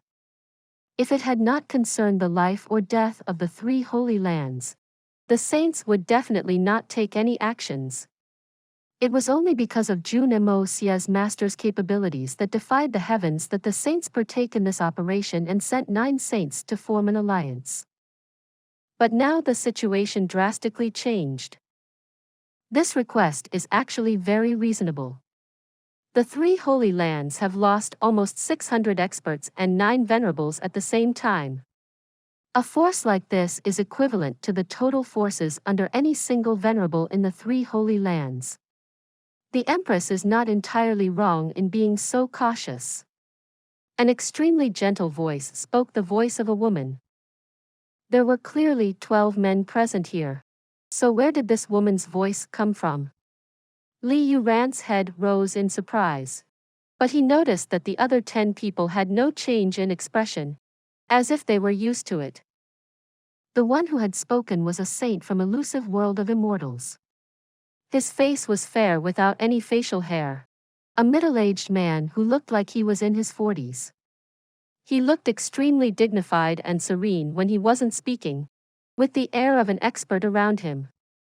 But when he opened his mouth to speak, it was in the tone of a woman.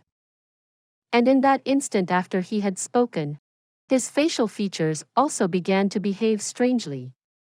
The brow on one side was strong and sharp while the other was exquisitely curved. Half of the face was that of an iron-blooded man, while the other half had changed to soft feminine appearance. One of his eyes was cold, while the other one was full of gentleness. His left hand was still firm with muscles, but his right was soft and smooth like jade. His long fingers arranged in the feminine and graceful gesture that resembled the petals of an orchid.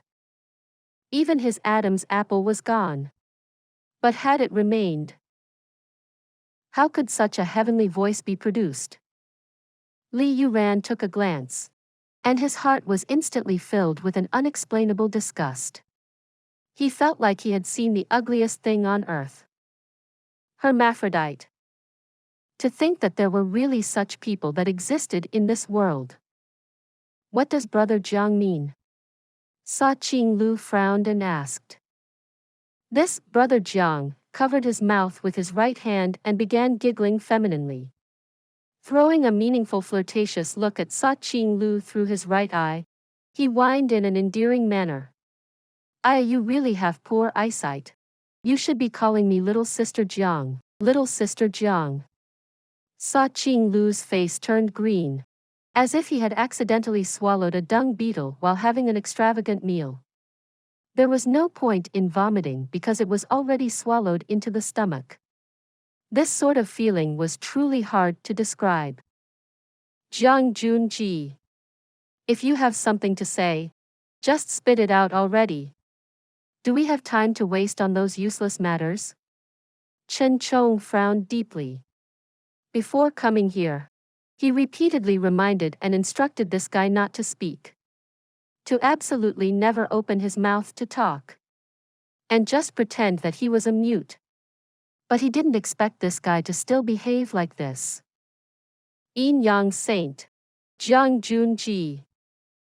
Legend had it that many years ago, after the war for seizing the heavens, an outsider had sustained heavy injuries but managed to escape death. When passing Tian Mountain, he was already on the verge of dying by his pursuers, but his animalistic desires took over and he pet an old lady in the mountains. Finally, although that outsider was killed by the Xian War Alliance troop, the strange thing happened. That old lady, who was 70 years of age, had managed to become pregnant. After being pregnant for 15 months, she gave birth to a son. To be more exact, a son and a daughter. Because this baby had 2S*X organs in his body. This freak was a born talent, and his Xian abilities improving exceedingly fast, attaining a high level of prowess at a young age. But he had inherited his father's habits. Naturally bloodthirsty aside, his moral principles were worse. Men or women, regardless of their gender, were people he would have *X with to boost his vitality. Most of the time, he'd *PE them before killing them. As such, he became a catastrophic existence. Please subscribe to this channel so that we are more enthusiastic in providing the best video for you. Chapter 759. Kill Mei. In the end, the elusive world of immortals appeared and subdued him, taking him away while watching over his cultivation. Unexpectedly, after many years, that fellow had actually somehow managed to break through to the Saint Realm. It could be said to be a hugely unexpected thing. This time, it was because Jun Moxie's supposed master's abilities were too strange that they brought him along just in case. This person was proficient in all sorts of tricks and strange techniques, and if one was not vigilant, even a more powerful person would fall into a disadvantage. Big Brother Chen, what are you talking about? Jun Xie pouted and said in a coquettish manner. This lady is not called Jun Xie right now, this one is called Jun Xie. Ji as in singing lady. As he spoke, he continuously threw flirtatious gazes at the other 11 men in the room, even the youngest, Li Yuran, was not spared. Li Yuran's reaction was also the most intense. As his cultivation was too weak, he felt an intense chill spreading through his entire body. His hair bristled and the pores on his skin pricked up in an instant. What if this thing decides to do something to me? That would be a fate worse than death. I can't beat him, and I won't be able to escape either. Even death would be a difficult thing to come by. Heavens! After some time, Li Yuran finally managed to calm his heart and steel his mind. Looking around, he saw that everyone was grimacing with disgust, and their faces were contorted with strange expressions. Cui Chang he was rubbing his arms with his hands, and his face was a strange, greenish-white color. Facing such a weird pervert, even a powerful saint-level expert found it difficult to endure. Chen Chang's forehead was filled with black lines in that moment. He simply could not understand why such a disgusting thing was sent out here with them this time. How truly embarrassing. This Jun Xie was a man one day, and a woman the next. Looks like this time, his female side had come out. All you burly men are ultimately still not comparable to us women in meticulousness. The stalwart Jun Xie said with a gentle tone and an elegant smile. He stretched out a slim jade finger and pointed lightly at each person, as if he were a country-toppling beauty flirting with her lover. All men are simply stupid, her. Clack, clack, clack. A series of teeth-gnashing sounds rang out, and a few saint-level experts shivered in spite of themselves. This was not from rage, it was simply too repulsive. The way this lady sees it, Jun Moxie's master is just a reclusive expert that's a little stronger than others. If he had malicious intentions towards the 3 holy lands, he would have acted hundreds of years ago. Would there be a need to wait until now? But this Jun Moxie is different. This fellow obviously hates our 3 holy lands to the bone. Even saying that it's impossible for us to live under the same sky would be putting it lightly. Therefore, killing Jun Moxie is the real matter. Since he has the ability to annihilate 600 experts, it also means that he has the ability to destroy any of the 3 holy lands. I believe this is the real concern of the palace lords. Is it clearer for everyone now? Jun Xie blinked his eyes seductively and spoke in an exceedingly nauseating voice. Jun Moxie's master has such a shocking level of cultivation, but he's never taken any actions against our 3 holy lands. Then, it stands to reason that even if we killed his disciple, it shouldn't be enough to move him to become an enemy of our 3 holy lands. If we took 10,000 steps back and looked at this in the worst-case scenario, Even if that mysterious master wanted to seek for revenge against the three holy lands, if he really came to our doorsteps, wouldn't it become much easier to handle? Aren't our goals meant to lure him out? Hee hee. Are this lady's deductions reasonable? That's a good point. Everyone fell into contemplation. In that moment, they actually completely forgot about that nauseating voice. From the looks of it, a majority of Tian Fei's forces have already returned. Apart from that little evildoer Jun Moxie, the rest of the Jun family has also returned as well.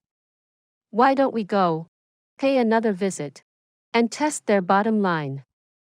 If we can, we'll just take action directly. Chen Chong said slowly. Qi Tianfeng thought for a moment and nodded. Right now, all the Tian Fa Xian beasts are gathered here, and the Jun family are also present. Venerable Mei has too many things to worry about, so she cannot escape. She would not dare to escape. This is the best opportunity to kill Venerable Mei. Chen Chong nodded and he swept his eyes across the room. Who's going? Miao Wuji laughed coldly and took the lead, saying, for this first battle, leave it to our illusory blood sea. Tian Fa's Venerable Mei, I want to see just what capabilities the current Lord of Tian Fa has. That's fine too. The 6 of us will act as your backup. However, you all must exercise some restraint. After all, we're the seniors and we're using our strength to suppress the juniors. As for the Xian beasts, do not go too overboard against them. If the Tian Fa Saint Kings come out one day, it will be difficult to give them an explanation. Chen Chong continued after some thought. Only venerable level experts and below will fight against Venerable Mei. That way, with their skill levels not being that far apart, if the Tian Fa Saint Kings appears one day, we can tell him that this was an outcome of the children fighting among themselves. But if us saints acted personally, it would be much more difficult to explain. As long as we can make Venerable Mei attack first, we won't have to worry about this point. The ancestors told us to not kill among ourselves. However, they never told us to stretch our necks out and wait for death, right? Jiang Junji fluttered his eyes and said in a lofty manner, I heard that Venerable Mei is involved in an illicit relationship with Jun Moxie. And Jun Moxie's family also does not have many people left. His mother recently returned to the Jun family, so she's probably the person Jun Moxie cares about the most right now. As long as we manage to control Dongfang when Xian, Venerable Mei will definitely go mad and lose control. At that time, we can slaughter her as we please. In this way, our reason cannot be faulted as well. Indeed. Indeed. Everyone's eyes shone with excitement. Only. I heard that this Jun Moxie's charm is exceedingly great. Even a beast queen of Tian Fa like Venerable Mei became smitten with him. When he returns, you guys must reserve him for me. This lady wants to witness that person's bearings personally and measure his capabilities. Jiang Junji lowered his head shyly, and even his neck was flushed pink. Silence fell upon the room and everyone turned speechless. Li Yuran staggered out of the secret chamber, gasping raggedly for breath. He felt an extremely nauseating sensation in his chest, and his head was screaming with discomfort. To think that there was such a disgusting creature in this world. Just now, there were at least a dozen times when he nearly could not bear it and vomited out blood. In that moment, he felt as if he had escaped from a great tribulation. After a long time, he finally managed to steady himself by leaning against a flower tree. Many thoughts ran through his heart endlessly. Would using Jun Moxie's mother as a means to threaten really work? Perhaps. It might be effective against Mei Shuiyan. But what about Jun Moxie? A despicable method like this, even among the mundane world, very few people would use it. But why were the saints of the three holy lands so indifferent about it? Could it be that when one's cultivation was high enough, they could truly become emotionless and unfeeling, looking upon the world with disdain? Were there only two words, victory and defeat, in their hearts? How will the Jun family handle this? Would they be completely annihilated because of it? Even if Venerable Maid died because of this scheme, what will Jun Moxie do? If I am Jun Moxie, how would I react? Li Yuran raised his head and looked at the sky. All of a sudden, his heart went blank. That was because he realized for the first time in his life that he was actually completely devoid of goals. What do I, Li Yuran, want to achieve?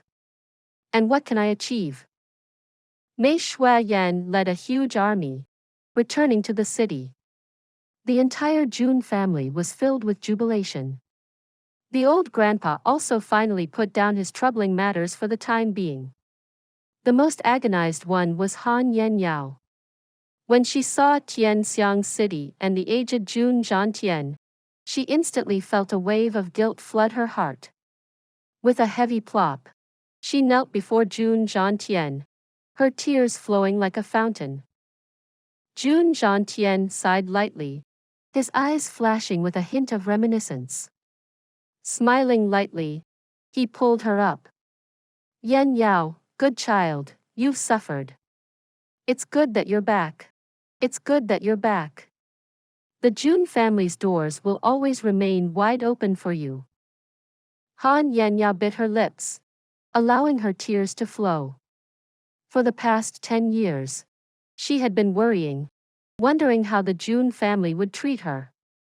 She told herself that even if they treated her very badly, it would be what she deserved. But now, she finally got her answer, an answer that she had never dared to imagine. Such forgiveness was something that she could clearly feel. Right now, all she wanted to do was to cry to her heart's content. Father, third uncle and younger sister Yen Yao are not young anymore. Why don't we find a time to settle their marriage quickly? That way, our Jun family can quickly have more descendants as soon as possible. To only have Mo Xia as the third-generation descendant is honestly a little too lacking. Dongfang Wen Xian said with a smile. Old Master Jun nodded repeatedly, his face beaming radiantly. Good. Good. Han Yanyao's face reddened, and she hurriedly dragged Jun Wuyi away to meet the kids who had been harmed by the Hall of Hell. This matter was where her guilt truly lay. Jun Wuyi had tried to no avail to assuage her and could only accompany her. That night, the Jun family held a huge banquet and treated the Tian Fa Xian beasts. Everyone left after enjoying themselves. As they ate, Old Master Jun recounted the incidents in the Jun family while they were gone to Mei Shuayan. Mei Shuayan could not help but furrow her brows deeply as she listened. As a powerful lord of a land, she could distinctly sense the grave danger within. A great danger that exceeded her ability to control. Although Jun Moxie had never told her this directly, Mei Shuayan had already managed to guess long ago that Jun Moxie's so-called master was a completely made-up character. All the mysterious actions that were attributed to this mysterious master had all been done by Jun Moxie himself. But on the other side, the 9 saints of the 3 holy lands were currently eyeing them like tigers, biding their time. Furthermore, although they'd returned in victory this time, their victory had also changed the situation greatly. A total of 9 venerables and 600 peak-level experts from the 3 holy lands had been killed in this battle, with as heavy a loss as that. What kind of hatred would breed from it? Even saint-level experts could not remain unmoved. There were already no hopes of reconciliation between the 2 sides. Send my orders. Everyone will get ready for battle. But, without my permission, do not act recklessly. Do not relax for even a single moment at any time. All the brothers who are capable of flight and have completed their transformations will be on standby. Be prepared to carry the entire Jun family and fly north at any time. Retreating back to Tian Fa forest, Mei Shuayan quietly instructed to Long Crane. Long Crane nodded seriously and hurriedly left. Before Mo Xia comes back, I will stay together with Mother in a courtyard. As for you two, stay together with Menger. Everyone, watch out for each other. Mei Shuayan directly made the arrangements for Guan Qinghan and Dugu Xiao Yi. Please subscribe to this channel so that we are more enthusiastic in providing the best video for you. Chapter 760. Saint King Pill. Dead End.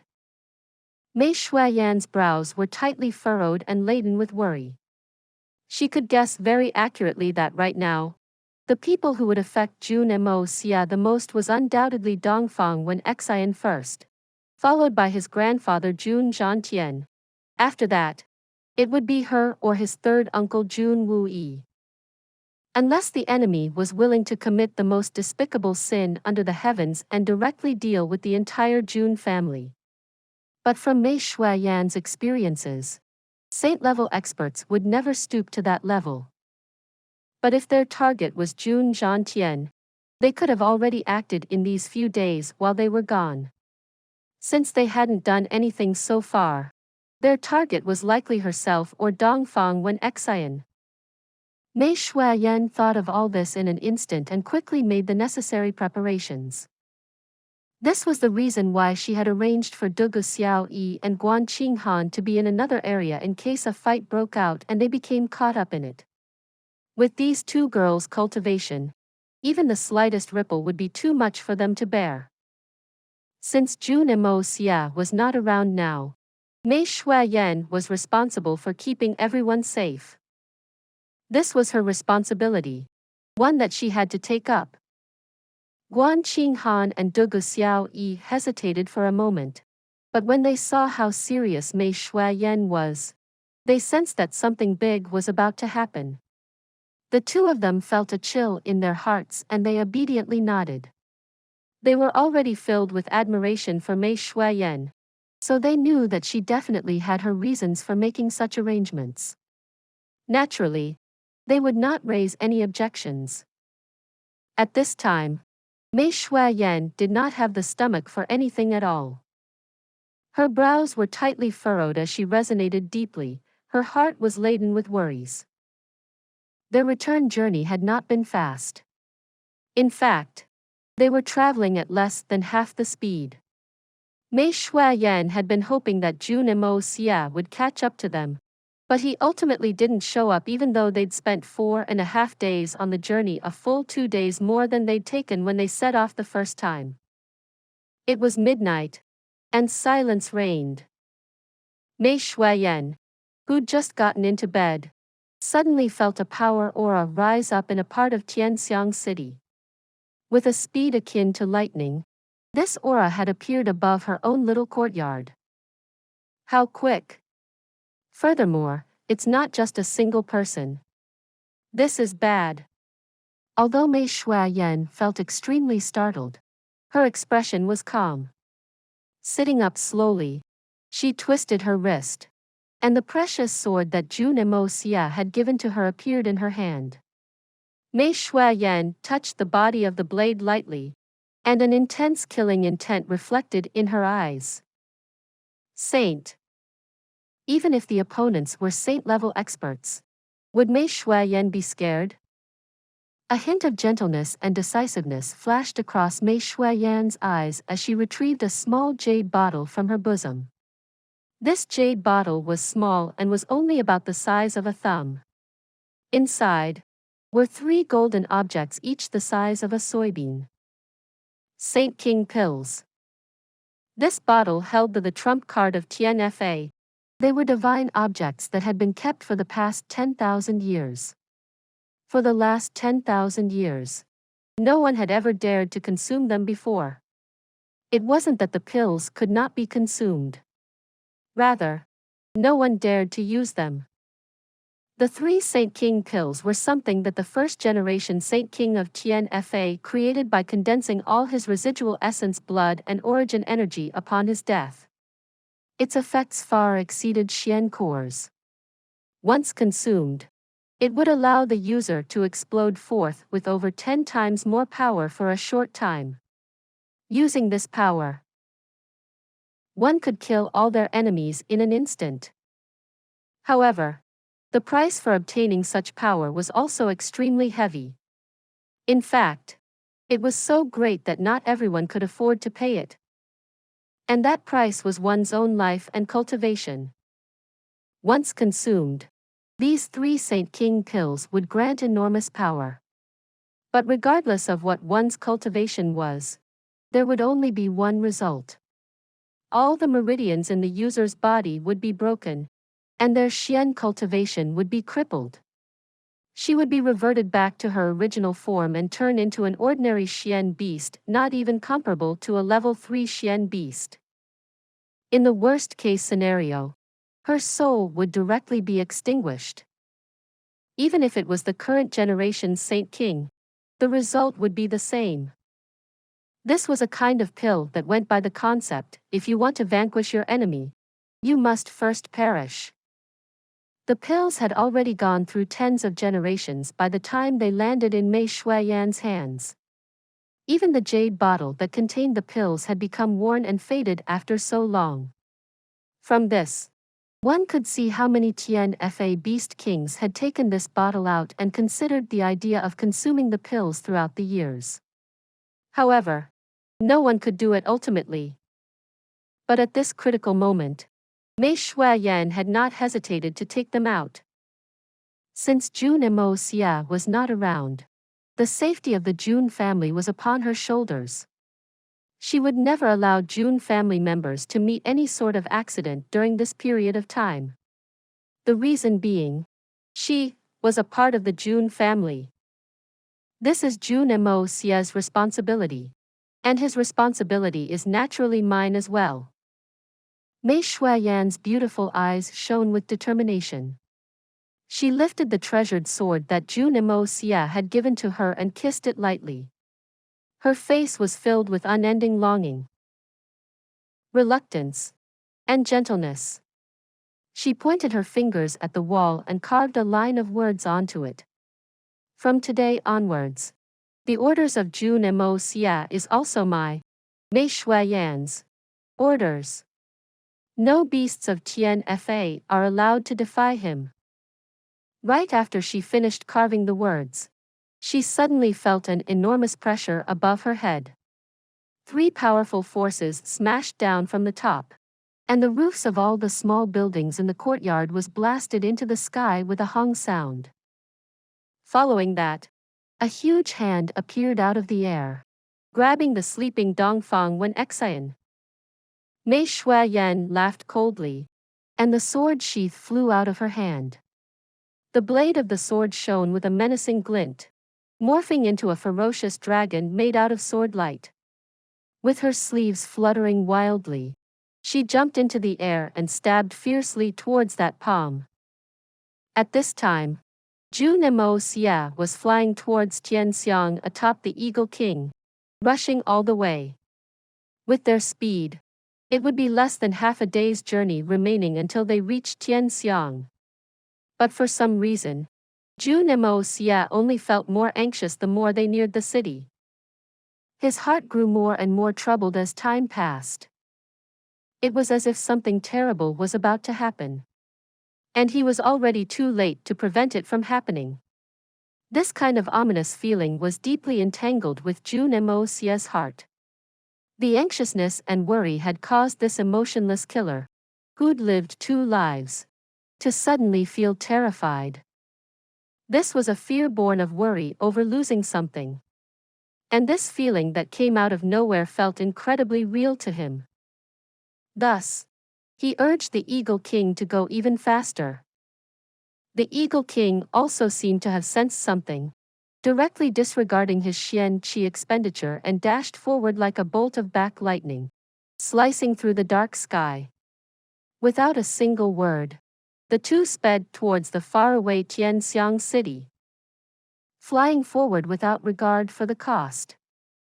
All of a sudden, Jun Moxie felt an inexplicable heartache, causing his entire body to convulse with pain.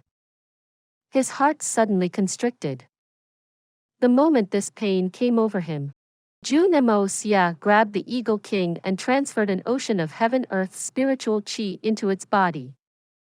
The Eagle King's speed instantly doubled, and it streaked through the dark sky, leaving behind faint afterimages. The friction between its feathers and the air was so much that a burnt smell arose from it. As if it didn't notice the pain, the Eagle King continued to fly madly forward with a shocking speed far exceeding its limits. A dazzling sword light flashed, clashing against the enormous palm. A dull grunt rang out and the huge hand disappeared, leaving behind a line of trickling blood. An enraged voice rang out. Tian Fa? Venerable Mei? Miao Wuji looked with rage and disbelief at his palm. His hands could be said to have been trained to a level where it was impenetrable by swords and spears a long time ago. His bones, skin, and flesh had already been tempered to an indestructible degree. Thus, when he stretched out his hand to grab, it was with complete assurance. He believed that he would be able to capture his target with a single stroke. Even if someone was present to block him, he believed that the result would still be the same. But who would have thought that an inexplicable sword light would suddenly stab at him? Before he realized it, he'd already taken a huge loss. His hand had very nearly been pierced through. Even Chu Wuqing's sword, which was practically number one in the present age in sharpness, could be grabbed with his bare hands without any injury. But this sword that had appeared out of nowhere was actually able to do so much damage to him. Just what kind of a sword was that? Mei Shuayan snorted coldly. Illusory blood sea. Miao Wuji. She had already identified the enemy the instant the huge hand appeared. After all, there were detailed descriptions of these powerful saint-level experts who were capable of threatening them in the Tian Fa forest. Miao Wuji drawled coldly as he looked over. Venerable Mei has quite an impressive sword. This Miao is incredibly impressed.